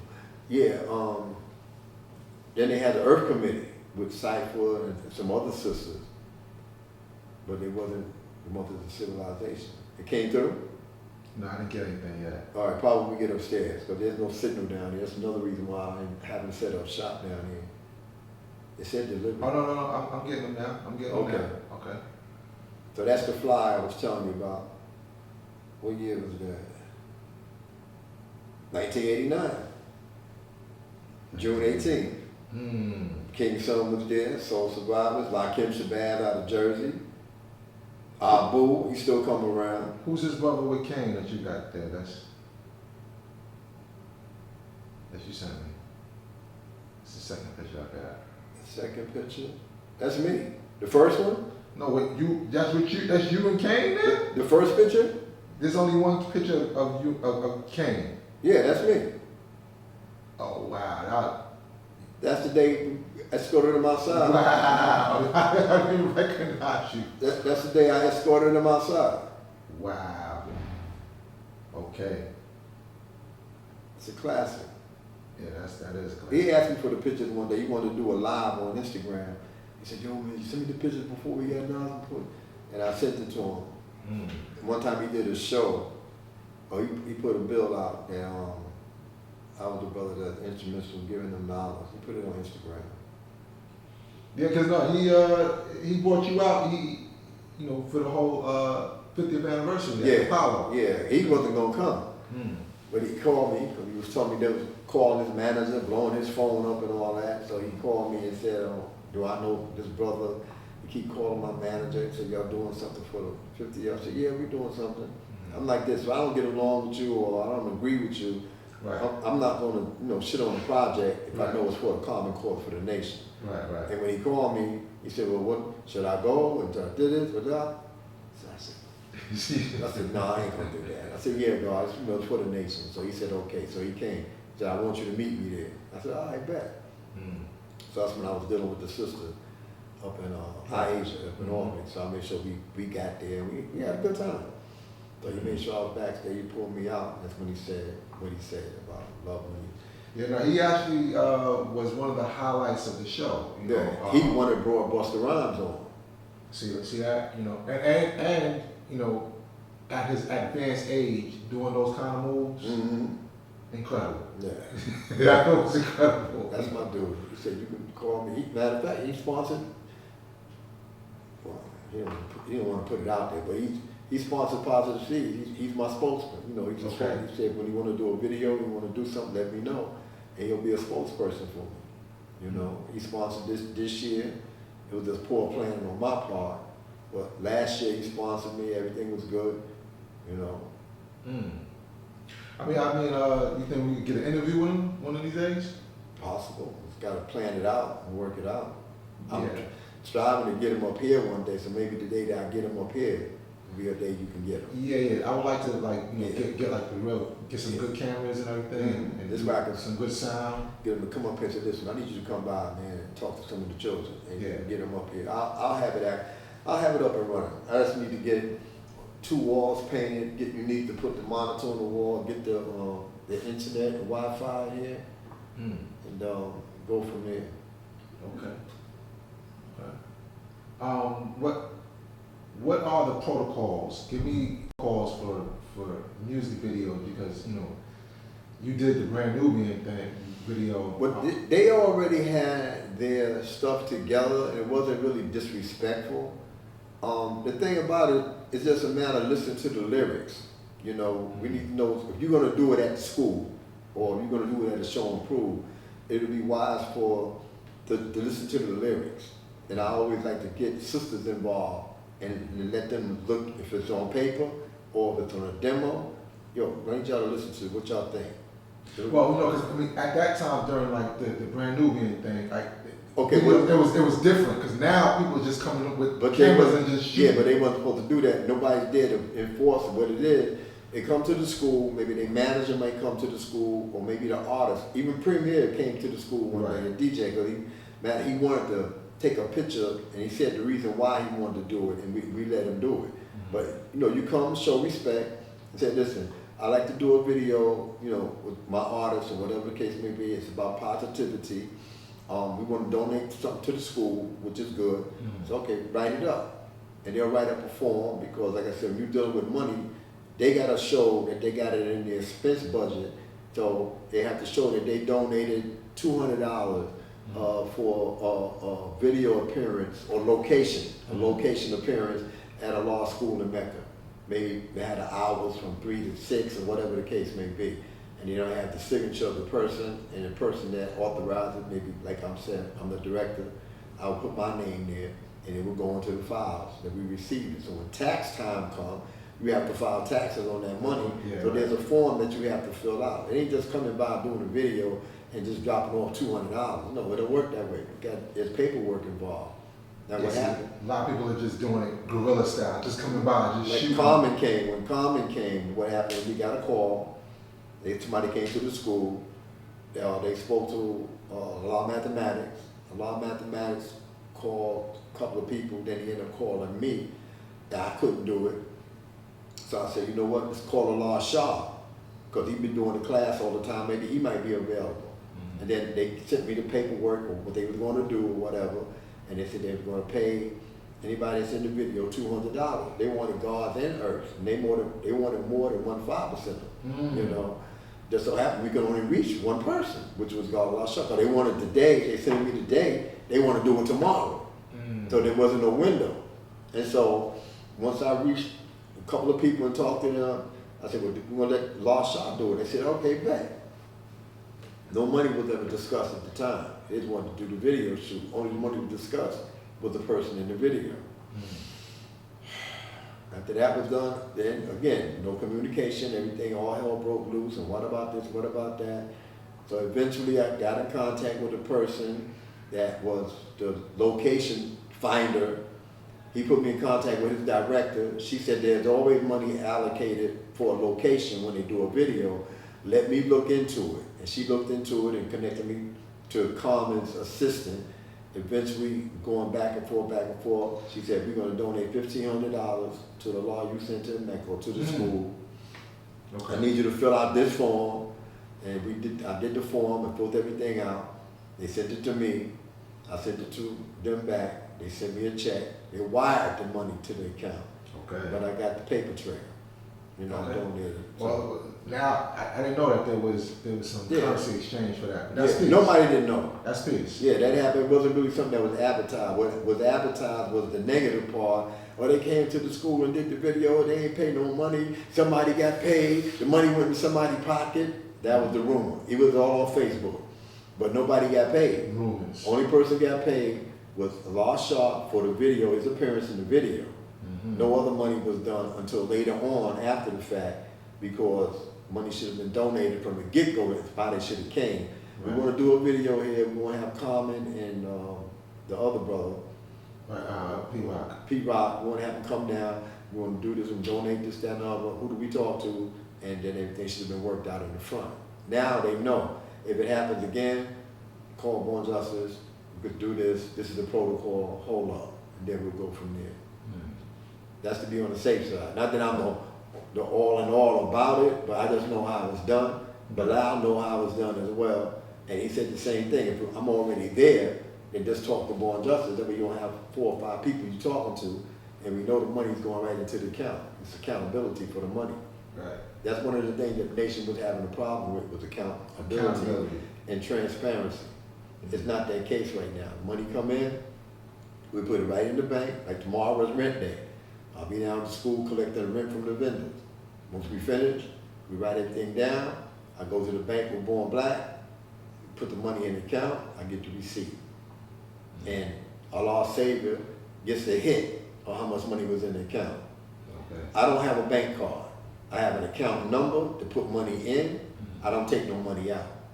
Those that got a card is registered. If $100 come out that account, there's an email sent to us and said, $100 was taken out of branch on 125th Street, or some money was spent in BJ, over $100, we'll get a hit. So we got paper trail, transparency. Peace. So I know what's in the account to the penny. Right. Last time we spent, I know what's in the account to the penny. Okay. But I don't be going there, yo, we got X amount of dollars and so. You want to know what the money doing? Add on. Come add on. Because I'll tell you how much money we got in the account. Let's tell you going to do. Well, what are you going to do with the money? We ain't going to do nothing with the money. We maintain the building of the school. Why you think you got lights in the school and heat in the school and this in the school and that in the school and you got the parliament and this happened? Well, see, that's where, again, the layers, right? Because, like you said, you have an account called the maintenance. You got a maintenance account, and then we got the revitalization account. But then there's other one of my ideas that I wanted to do was build something for our cyber, because we have a poor cyber security posture. Okay. Meaning that we don't have no real security, no cyber infrastructure. True. So building a cyber infrastructure, I think is important, because we're in a data age. I think it's important. That's what I like about the Office of Cultural Management. They got their own account. That's right. What the prison. Okay, so there's different accounts. There's different. Yeah, they got the Office of Cultural Management have their money, as well as Random Jewels. Right. Whatever his concept is, he has his own money. But right. The Office of Cultural Management have something that you're speaking about, the scholarship program. And that's what they deal with. A lot of that is dealing with that. In that case, right. But in terms of building the actual infrastructure, that's something else I see them educating the people. That'll be good for the nation. If they can get the gods and earths to get on the network to be able to say, okay, this is going to be the nation's infrastructure on the internet. Yeah. So you got to have like maybe at least 20 groups out there instead of having one group. Yeah. There's a lot of tightening up that needs to be done. I got the Street Academy group. Yeah, the ultimate goal is like Region 1 got a page. I got the Dumas, Remembrance of Dumas. I'm the administrator of that page. It's like over 2,000 something followers on his page. You know, just to keep information out there. I would like to get in contact with his son to get the national statement to put them out. Like they got the Son of Man. Right. I want to be able to put those out. But a lot of people don't have. I got some old editions, but when Dumas had passed, I had asked his son about it, and he said he was going to deal with it. But from then to now, I haven't seen a national statement, and I don't want to put something out of a national statement and then, you know, cause an uproar. I'm not trying to make no money out of it. Right. I just want to see it done because there was a lot of information that Dumas put out that was good information. You know, it's like the Son of Man. They putting out good information. The old Son of Man is putting out old information, but it was good because it was dealing with what Universal Shamgar was talking about. There's something in there now that I've been looking at where he's dealing with a lost nation, how they got some kind of structure going on, representative. I mean, it could be reworded, it could be tweaked, but it's necessary for this day and time for us to come together for a common cause.